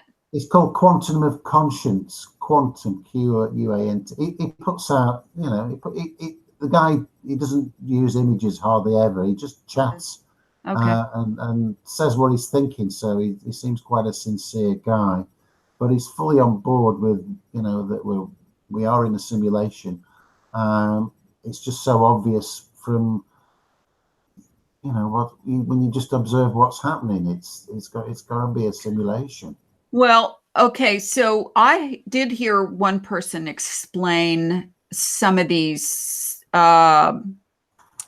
They use the word distractions, And you were talking about shootings and bombings and stuff like that. And it's always interesting that something big is always going on, and then boom, it's like, what is that cartoon where they go, squirrel, look over here. Stop paying attention to that thing that we don't want you paying attention to. So we're going to create this other thing over here. That's all we're going to talk about on the news. Well, for the alt media, that doesn't work very well, but it still does. And, suddenly you could be talking about, all they've got on the news is George Bush's funeral, and most of the people who could care less about that are looking for anything else to watch or look at or investigate. And it's like, boom, this happens and that happens. So I've had it explained to me that there is a super AI computer that comes up with these hoaxes, these distractions, based on algorithms of problem, reaction, solution, concept of these are the things that people really, really gets their attention. So, and they said the reason why they're so badly done is because the computer itself is AI and doesn't have human emotions. So it doesn't really understand the things that it's trying to get your emotions, but it's ignoring some of the things that are based on logic that humans will catch. Like, how could this be like that? And, why is that there? And these crisis actors and so on, that there is a supercomputer that actually dreams these things up. Yeah. So that would make some sense to me. Like I said, there's the construct matrix, and then there's the submatrix, and multiples of those. Maybe we should reach out to this guy and see if he wants to chat with us. He might do, but he seems to be, a bit A loner. a loner on it, Okay. But I mean, some of the stuff That's that, okay. and I'm not sure why this hasn't gained much momentum, but I've had quite a good look at the thought going around that every war is a hoax, including the First World War, Second World War, all of them, they're all a hoax, and the people that go to these wars, nobody ever takes a gun and shoots anybody ever. Now maybe there's some casualties from aircraft and stuff like that, but when you see the evidence of mannequins involved and color images of movies from the war, from the propaganda channels out at the time, Pathé News and stuff like that, and you can see quite clearly where somebody's pulse is still beating in their neck and they're supposed to be dead. So yeah, I've seen some of those. This is where, when you get into those categories, this is where you really going to run into pushback, because there's always, it's just like talking about 9/11. See, I'm one of these people who, I'm a no planer. There were no planes that hit those buildings on 9/11. And I also am a no jumper. There were no jumpers.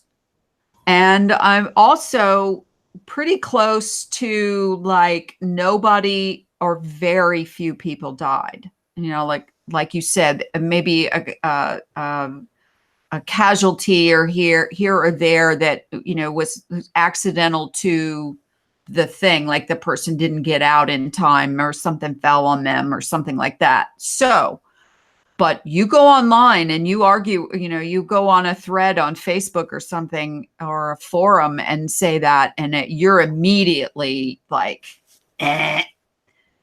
What do you mean no planes? What do you mean no deaths? What do you mean? Okay. So when you get into wars and you start, you've got people with memories who their grandmother told them your grandpa died in World War I, that's going to be implanted in their memory. There's no getting around that. You see what I'm saying? Yeah. But I mean, people at home look into your own individual families. I mean, my dad had got 3 sisters and 5 brothers. My dad was too young to be in the Second World War, but he was in the military in the, about 19. He was actually on duty during the coronation of Queen Elizabeth. He's on some of these little slides that you can get wearing his bearskin hat. But the other brothers were all in the war. There was no casualties there. And for my grandparents, they were all around in the First World War. Their parents, and 0 casualties there. So, what are the odds of that? Well, most people would just say, it's more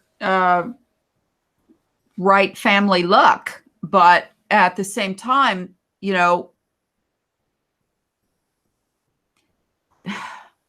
it's one thing to show people video footage from back in the day during the war, where they used to put up these, every week. That's how people got their news about the war, was the newsreels that they played at the local cinema house. 90% of it was propaganda, like you said. And, maybe they staged, using crisis actors, some of the footage that they wanted, that they showed. But yeah, I know. But Laurie, my standpoint is this: if they're having to fake some of it, then they faked all of it. Because if it was all real, what would the point of being faking a bit of it? Why didn't they just show the real stuff?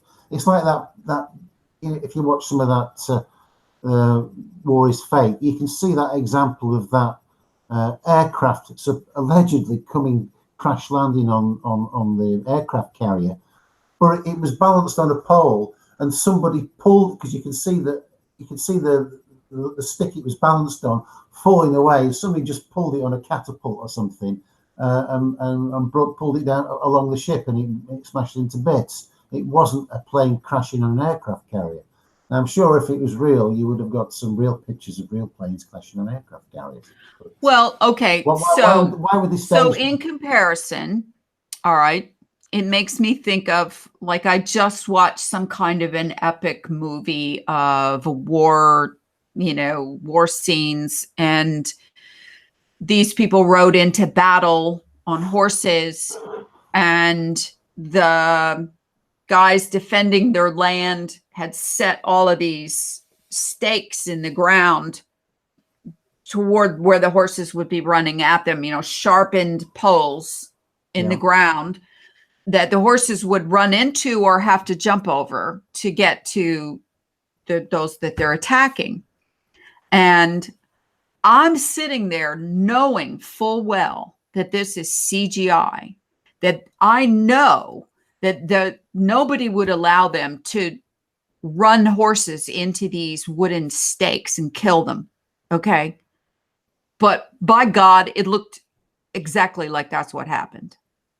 I mean, you always see at the end of films, no horses were harmed in the making of this film, blah, blah, or dogs or whatever they're talking about. But the CGI on this thing was so incredible that, I mean, you saw the stakes go into the horse's chest, their legs fly out, them come tumbling over, landing on the ground, blood, blah, blah. And you're like, my God, no wonder CGI is so incredible, because it's kind of close to the same technology that is used to create the construct. Yeah. Okay. I mean, it's not the quality, but it's the premise of it. Okay. Now, yeah, if I got jabbed in the chest with a wooden stake jabbed into the ground, yes, it would hurt. Yes, I would die. Yes, there would be blood and all that. Okay. And I would feel it. Of course, no one can feel anyone else's pain, right? Yeah. No one can feel anyone else's pain. So pain is all relative to each person. You know, how many times do you hear women say, oh, you men are so wimpy. Women have to go through childbirth and we have such a high tolerance for pain. And if you ever had to go through that, it would kill you. You know, you got a little cut, ouchie, on your finger and you're whining, right? Yeah. But think about that. You cannot, you know, when people say all the time, I feel your pain, you have to have literally felt that exact pain before to know exactly what that person's feeling. So what is pain? Where is pain? Pain's in here, right? Yeah, it's just an interpretation, isn't it? It's a signal. Yeah. I mean, Simulated pain. there's times, and I don't know if you've ever felt this, but have you ever like done something to injure yourself and you have literally a split second to think, oh, fuck, this is going to hurt before the pain actually really hits your brain? Yeah, yeah. Have you ever had that? Yeah, when I've sliced a bit of my finger off. Slice your finger is an automatic one. Okay. Yeah. It always, or stubbing your toe even. You're walking in the dark in the bedroom, you know, coming back from taking a night pee and whack into the corner of the bed, you know, bed foot or something. And you just know the minute you hear the crack sound that you just either broke a toe or it's sure damn well it's going to feel like it. But it takes a second before it goes bam into your brain. Some things, you know it's going to hurt and they take longer. So, you know, I don't do it quite so often now, but if I was getting something, I've got a red hot oven, I'm cooking some potatoes in the oven, and my wrist touches the metal bars going across and, you know, it sizzles my hand. Normally that probably takes, it's not a second before it starts hurting. It's probably, you know, quite a few seconds. If you get some neat lavender, if you get some ice or something on it fast, you can knock it down. If you get neat lavender on a burn like that, the pain is 25%. There's hardly any pain. You get that on straight away. So it's like lavender interferes with the code of pain. It's you know, it's an amazing substance for burns. Anyway, let me ask you a question. All right. Because I mean, everybody must have had this thought at some time. Because obviously everybody wonders what's going to happen when the meat suit ceases to function, and hopefully you're going to go somewhere nice after that. But what do you think happens to the conscious mind?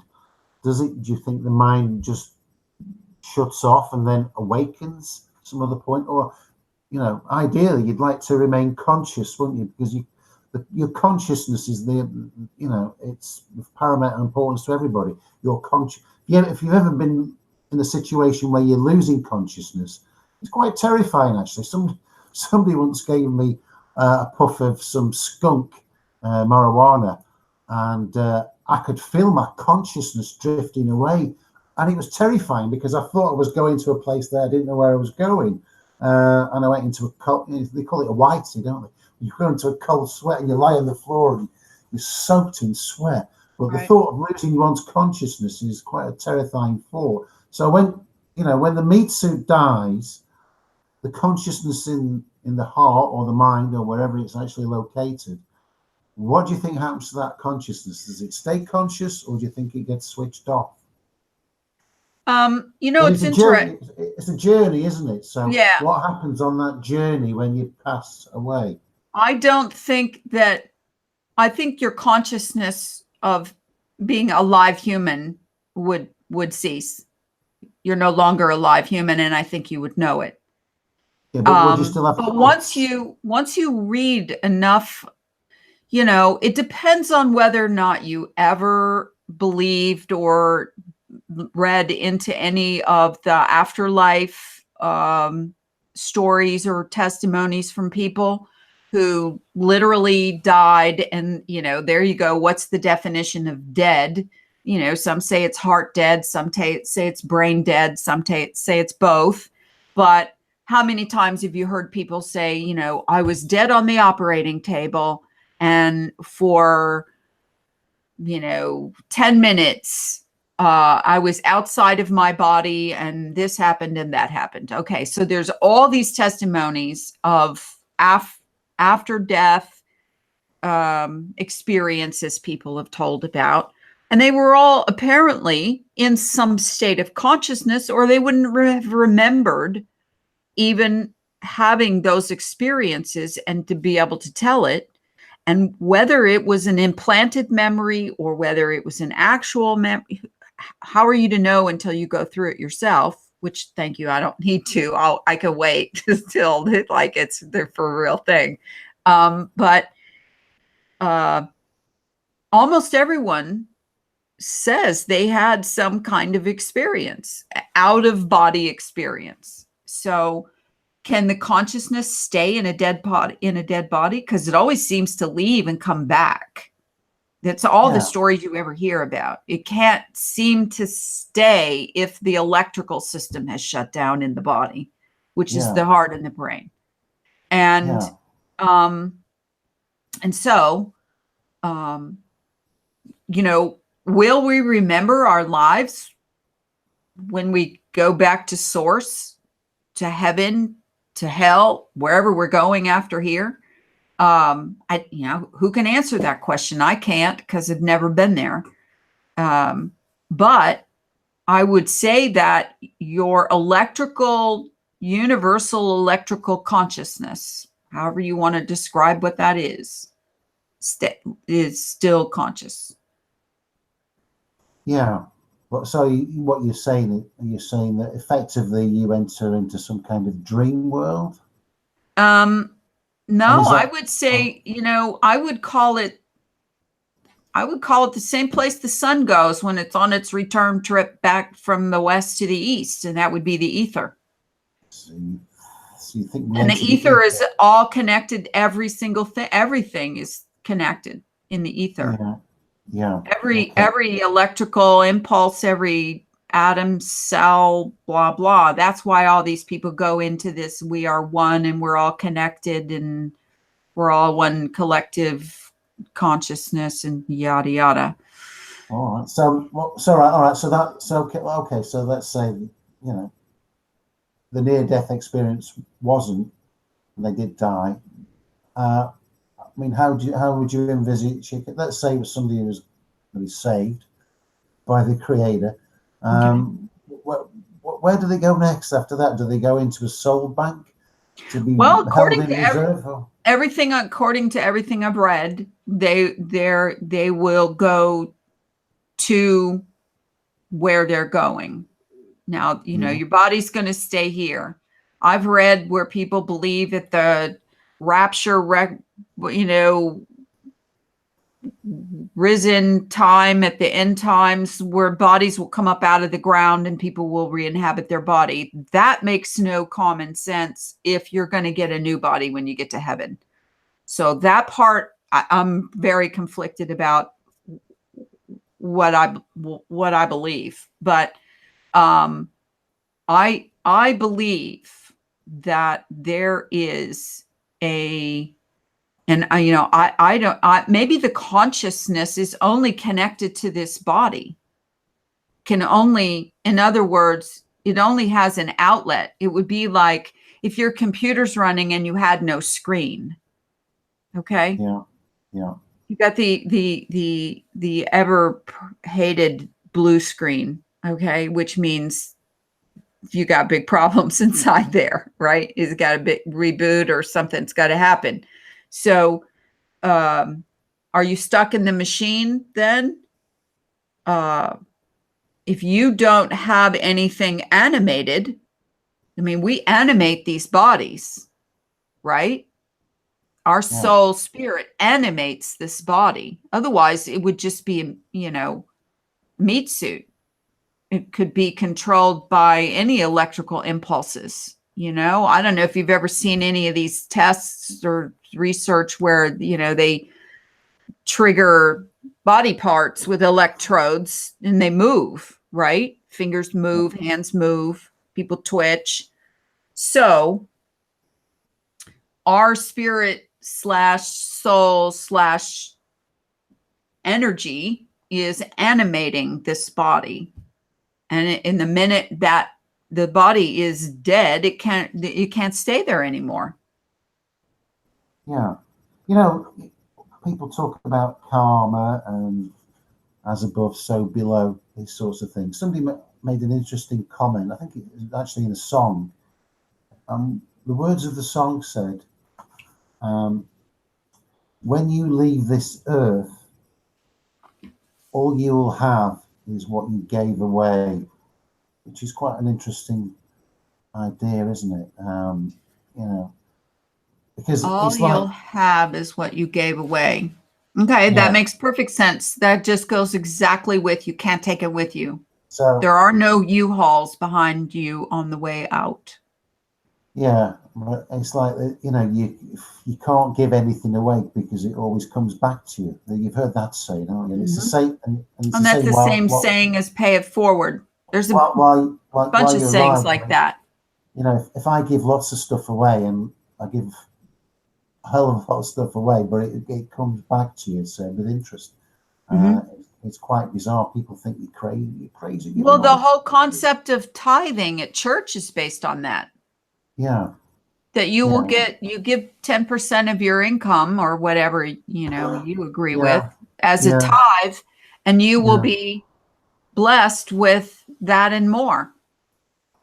Yeah. And don't you find it, you know, I mean, I do believe in God and Jesus, but, you know, as I've said a few months ago, some of the stuff in the Bible doesn't ring true with me because it seems like, you know, when there was all the blood sacrifices. So I don't particularly want to talk about that, but and God said you've got to give me your firstborn. Of course, they got around that by paying a tax to the local local priest in lieu of the firstborn. So well, that is taxes back then. There is big difference, Lawrence, and I'll tell you this every time you bring this up, and that is the old law and the new law. There is the old law was satisfied by the death of Jesus, and those laws don't have anything to do with anything anymore. But you also have to understand the context and the reasoning behind why the laws were there and what some of these tests were that God challenged people with. And some of the people that he told, you know, people to go and kill were truly the bad people. You know, the Nephilim, the giants, were not supposed to be here. And those were, you know, they don't describe. That's part of the problem, that if people don't understand the whole gist of the story, they don't tell you that the Canaanites and the Mennonites were giants. Maybe it's alluded to here and there, but not to the degree that it's complete understanding. Well, my cynical mind, you know, takes. Well, sure, because you can't come out with "thou shalt not kill" and then go, but you go kill those guys. No, I was on about the tax. You know, the collecting taxes in the Bible, because the Bible was making out that it wasn't such a bad thing, which I don't buy into. I mean, what did they want taxes for in those days anyway? God, Jesus said, "Give Caesar what is Caesar's." Okay. Yeah. When you break that down, if you don't understand the whole gist of the story, Caesar is you know, the head guy of the Roman Empire, so called. Okay, and he and his guys put the tax on. That was not, you know, like passed down from God. And so rather than fight them, give them what is theirs. That you got to, if you're going to live here, you got to play by the rules.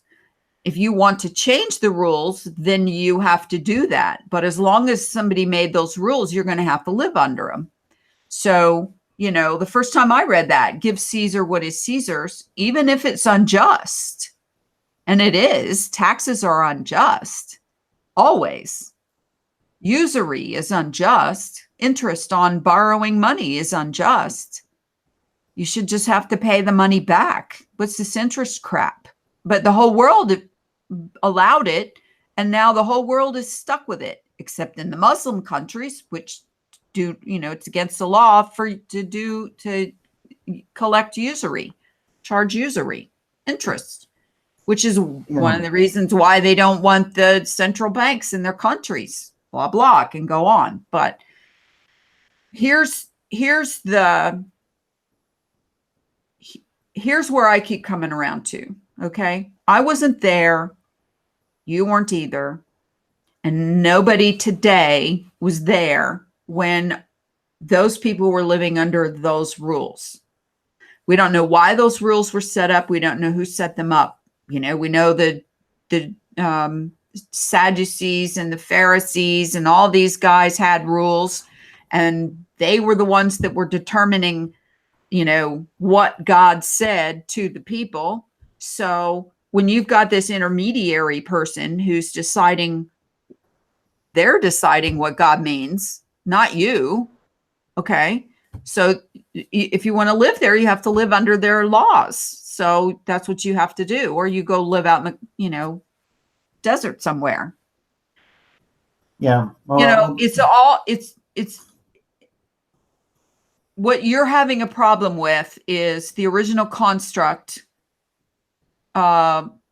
created by the same God that made that you think dictated some of these rules to the people along the way, and somebody wrote them down, and maybe they missed something just a little bit wrong, or you don't understand it the way they wrote it. Whose fault is that? Is that God's fault? Is that their fault? Or is that your fault? That's why the word of God is written on your heart. And there's a book, yes, but show me in the book where it says, and God said, you will take all of these books that these people wrote, that I inspired them to write, and you will put them in one book. That will be 66 books, and you will leave out all of these others. Yeah. Find me in the Bible where God said that. He never said that. I know, but my point really was that God says in the Bible, God says, you give me your firstborn. So, but the local tax collector collects the money himself. How does he give that back to God? How does he give God the money? Well, God doesn't want the money, does he? So God why can't use money. So why would God say it in the first place? It's just not logical. Well, I'd have to read what you were exactly referring to. God says, the first, if your sheep has some baby sheep, lambs, you give the well, first there's a one. whole lot of stuff about blood in there, isn't there? Now you go. That's not about. Well, that is about. Now, wait a minute. What I'm saying is, blood was a serious thing then that is somewhere got lost between then and now. The blood of Christ is supposed to be the last blood shed for God, as a sacrifice to God. Okay. Jesus did that sacrifice. We didn't sacrifice when we did, humans did, but there's a whole lot about blood back then that we really don't. This sacrificing business is about blood. And I to my knowledge, I don't have a complete understanding about the why. Yeah, no, but God didn't say, oh, by the way, if you don't want to look, Lawrence, let's go to a lot of other cultures that did not have the Christian God of the Bible, right? The Incas, the Mayas, the Chinese, not the Ethiopians because they did, but there's other places in Africa, other tribes, the Muslims, they don't have the same aspect, story, Bible of God as you're referring to now. And do you know how many people were sacrificed by the Incas? Or was it the Mayas? No idea. No. The Mayans. I have any idea. They had whole temples built with sacrificial, stones, and the Virgin Goddess, and she brought up there and, sacrificed for good feasts to the gods or whatever. Okay. It was always about blood. So what's up with all this blood sacrifice? What does it actually mean? What did it mean then versus what it would mean now? Yeah, I know. But then, I mentioned it earlier. Why would God, make us inferior to what we were by making us shortening our lifespan by a factor of 10? Why did he do that? Well, maybe it gets boring after the first 100 years. Well, no, because with age comes wisdom. If you're Okay, thinking, but what are you going to do with it? nobody's What are going you to going get. to do with it? Your body's too feeble to do anything with it now. I mean, you could Yeah, no, write, but you could talk. if you can imagine, if you lived to be 1,000 years old, you would get pretty smart by the, as long as your mind was still functioning. Well, You'd how old get do you very think smart. those giants were? Have you ever heard of Well, stories? Have you read any of the stories in the Bible about these guys that grew from normal human size into giants after they were already adults? I haven't seen that in writing anywhere. No. Yeah, God, who is it? Solomon? No. The king of Babylon turned into a giant. I mean, he grew. And so there's something in the blood. Maybe it's got something to do with sustainability of the earth construct. The giants were eating everybody out of house and home. That's one of the reasons why the giants had to be killed. They were eating the humans even, just like we would go out and catch a squirrel or a rabbit and throw them on the fire. Yeah, but There's I'm seeing stuff. there's a lot. I mean, it's a lifetime of work to try to really get your mind around and understand the why and the how and the who of the Bible stories. Some people have you ever wondered why there are people who are Christians who are devout as hell and they have devout as hell? That's an oxymoron. Are like totally devout and they've never read the Bible cover to cover? Yeah. Do you need to? No. I mean, there's people running around all the time, and we just had somebody in the Facebook group, and won't name names, who, went all crazy on me about the baby Jesus and your stupid Bible and blah, blah. When, I very rarely ever, do anything like preaching to anybody. Okay. I have actually never in my lifetime tried to, win over an atheist by talking about it.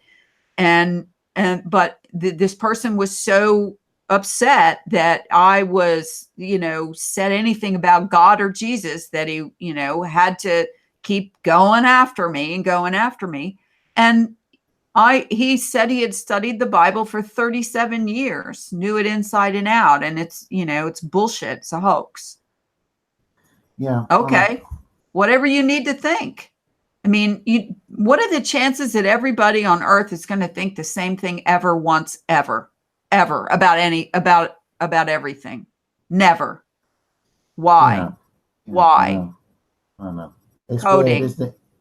But it's like saying, what's right and wrong. But I mean, my parents never told me you shouldn't steal anything, and I never have. But when I was a child, and the people I used to hang about with, they were stealing all the time. We'd go in shops. I would never steal anything, but they would go in shops and steal sweets and packets of biscuits. And I went on a camping holiday with a boys' club. We went out there, and all the other boys went into Woolworths and got caught stealing stuff.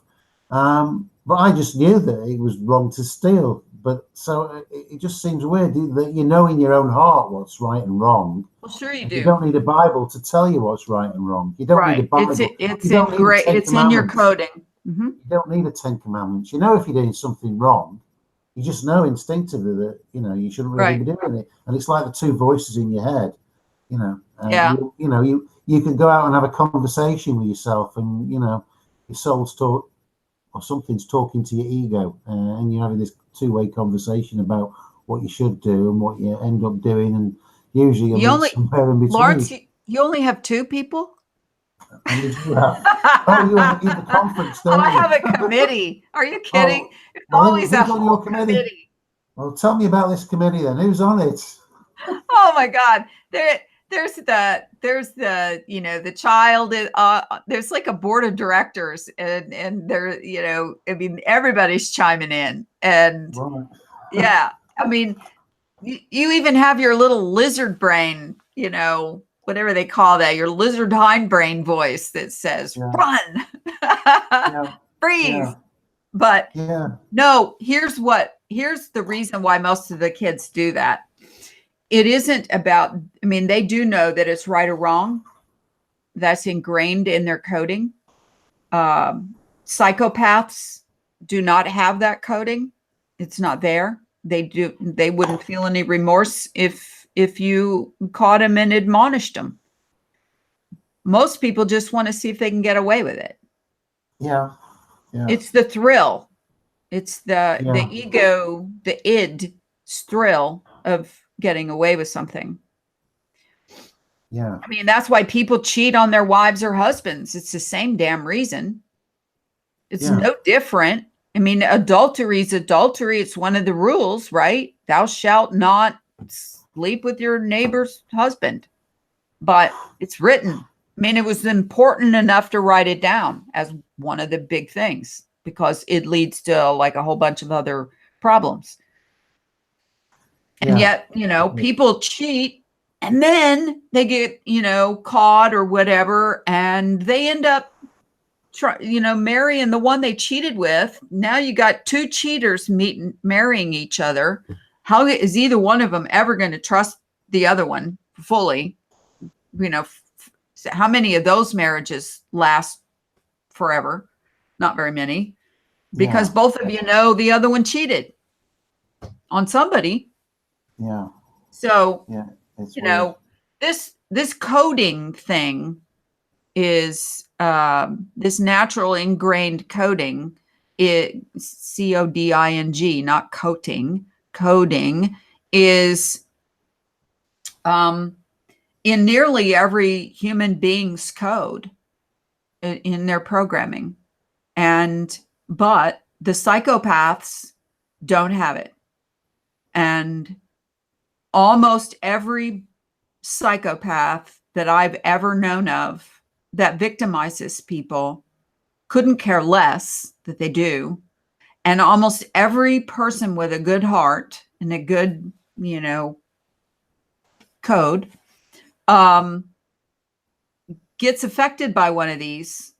Some of them are, I mean, when I was younger, I drew them like flies. I might as well been a big jar of honey, Winnie the Pooh honey.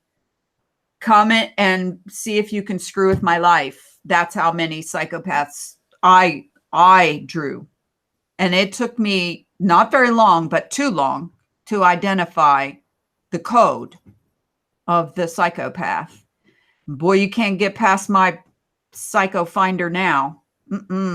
I mean, I got it set on full so that any psycho that even comes near me, and I'm just talking about people that use, abuse, mean, manipulative, any of those psychopathic traits. Not necessarily sociopaths, but they kind of do go together. There's a question for you then, Laurie, an interesting question. All right, imagine that you're in an out-of-town shopping area, great big car park, and you're in your parking space, and you've got your shopping, put it in the boot or in your car, and you're going home, and you reverse out, but you reverse into a car behind you, and you put a dent in their car. There's nobody around. What are you going to do next? You know, you get out of your car and have a look, and you assess your car. So your car's not got a mark on it, but this other car's got a dent. What are you going to do? Well, that's actually happened to me before, and I wrote down my information and put it on a piece of paper and put it under their windshield wiper. All right. Well, let me give you a different now, scenario. Would most people do that? Well, no, probably not. No, because some people say, well, it's happened to me and nobody did anything to me. So it's like, you know, you get back what you give out. But imagine you'd done it again, and you sort of swiped a car a little bit at low speed, and you get out, and your car's completely undermarked. But this other car has got some scratches, but they've got rust on them. So it could have been pre-existing damage, but you're not too sure. What Well, do you I'm do then? absolutely sure it's got rust on it. That actually happened to me too. Somebody accused me of backing into their car in a one of those drive-through lanes in a parking lot, and literally chased my car home. I mean, not chase me like right on my bumper, but I got home and this car pulled right in behind me and said, "You hit this car." And I said, "No, I didn't." And I said, "Where did I hit it?" And they showed me on the side of the car. And I said, "I didn't do that." And I said, "Show me where I hit you on my car." I don't know. I can't see anything. And I mean, I have one of those small SUVs that has the spare tire on the back of the car, right? And so if anything would have hit, it would have been the tire hit their car, which, I would have felt something. Well, anyway, they went through the whole process. They wrote down where I lived, and I gave them my name, and I said, do what you want, but I didn't hit your car. So I'm not going to report it to my insurance company. So they did. And their insurance company contacted my insurance company. And sure enough, I was asked to bring my car to this dealership and have them inspect my car. And they said, we can't see anything. So how could you have damaged their car that much? And there was a little rusty spot on their car. My point is, what insurance company arbitrators are supposed to be about. But when I was probably, I don't know, maybe 7, I stole a candy bar from the corner grocery store, and my mom, I had it in my pocket when I came home from school, and she said, "Where did you get that candy bar?" And I said, "At the store." And she said, "Well, where did you have the money to buy it?" And I said, and I didn't have my good lying face on. So she took me back to the store, and it was the funniest thing. The store owner was the butcher. He ran the butcher shop. And so she took me back to the butcher shop, and that's when they actually used to cut meat right there in the butcher shop in the back of the store. And here he is with the white apron on with the blood all over it, and he's got this big cleaver in his hand, and I'm thinking, ah! And she says, "Now you tell him what you did." "I stole the candy bar. I promise I'll never do it again." And he said, "Well, you better not. And you're lucky your mom doesn't have me chop your hand off, because that's biblical. You steal something, you cut their hand off, right?" Yeah. And here he is. He's the butcher. He's got blood all over him and this big meat cleaver. And I'm thinking, holy crap, I'm like 7. Cut me a little slack here. I got it. I won't do it again. I learned, right? And I never stole anything after that. That was like a nightmare lesson, So anyway, all right. So let's wrap this up. We've been on here a couple hours, as usual. We're going to continue to delve into some of these other research avenues, and we're going to continue to talk about the construct simulation matrix theory. And I hope you stay tuned. Thanks, as always, to the millions of podcast listeners that we have. We always appreciate all the nice downloads and listens that you do. And we'll be back soon. So, have anything last words, Lawrence? No, I was just going to give you one last moral dilemma to ask what you would do. If you want to have a go at it, I'll remind you what it was. All right, make it quick. All right. I'll go. Well, my one and only time in the United States, I went for a family holiday to Florida and flew into Sanford Airport. I got a hire car waiting for me at Alamo, I think it was. Oh, you told me this story. And I got in this. I don't know whether I told it you on live or off air, but anyway, so I'd hired this. I got an upgrade to a dirty, great big 12-cylinder Jeep. It was huge and it was brand new. It had got about 50 miles on the clock delivery mileage, but it was automatic, and I'd never driven an automatic in my life, and I was struggling to get it out, trying to get out of the compound. And the guy said, if I was you, I'd just glue your left foot to the floor and just use your right foot. So far away. Anyway, so I comes out of the airport in this big Jeep. And of course, they've got the old numbering system and the new numbering system for all the turnoffs. So I'm trying to drive and glance at this map at the same time. So I decided to slow down a bit while I was looking at the map. And my foot went for the brake, for the clutch, sorry. We have clutches. We don't drive, well, we have a few automatics. My foot went for the clutch to slow down, but it went for the brake. And this Jeep had got brakes like a Formula One car. It stopped on a sixpence. And I thought, shit. As soon as I hit that, what I thought was the clutch and it was the brake, this Jeep, it just stopped. And I looked in my mirror and there was a great big white Lincoln taxi full of tourists. Bam!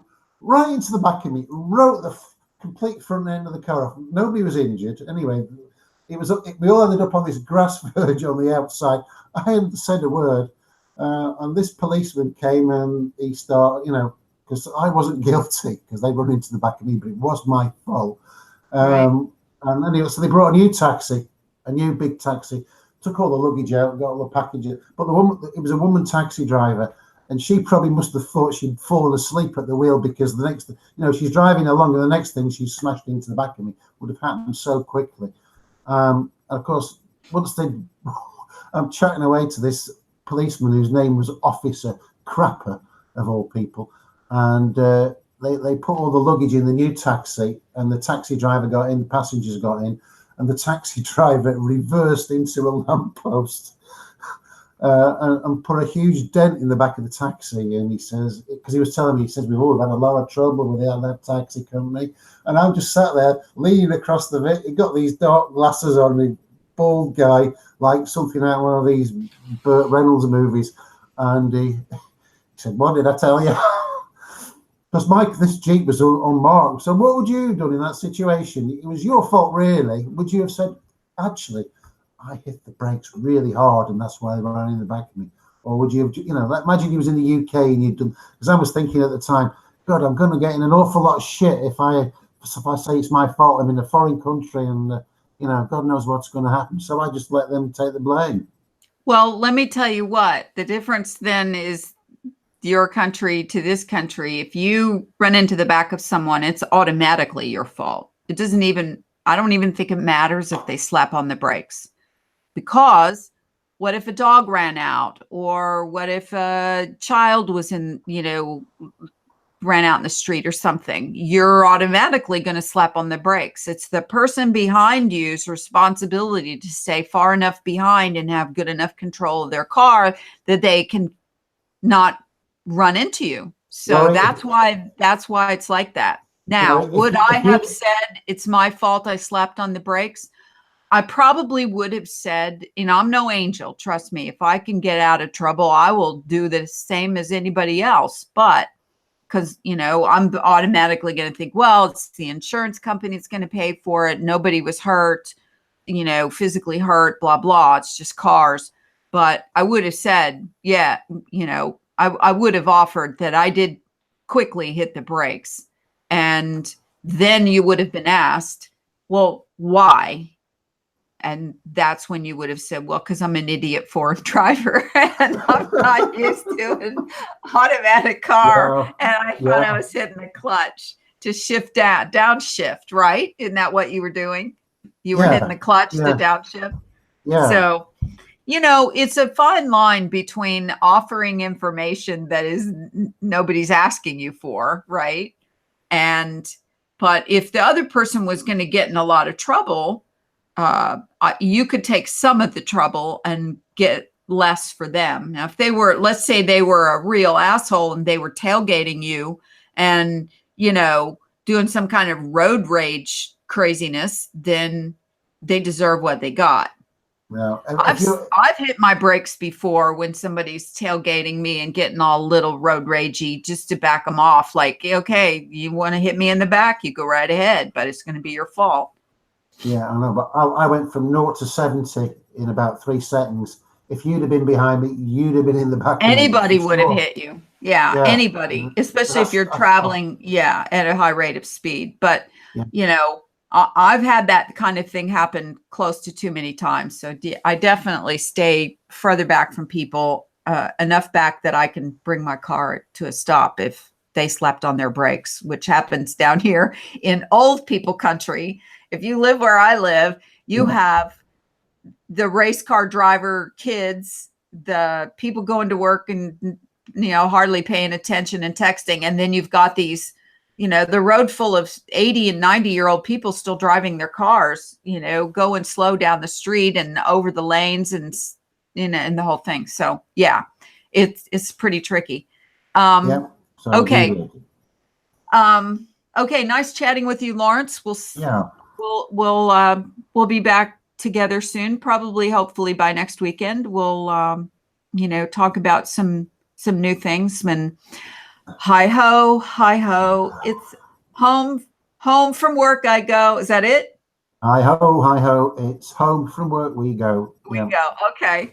That's the new one. Ask people. Home from work we go. All right, later. Yeah. See you later.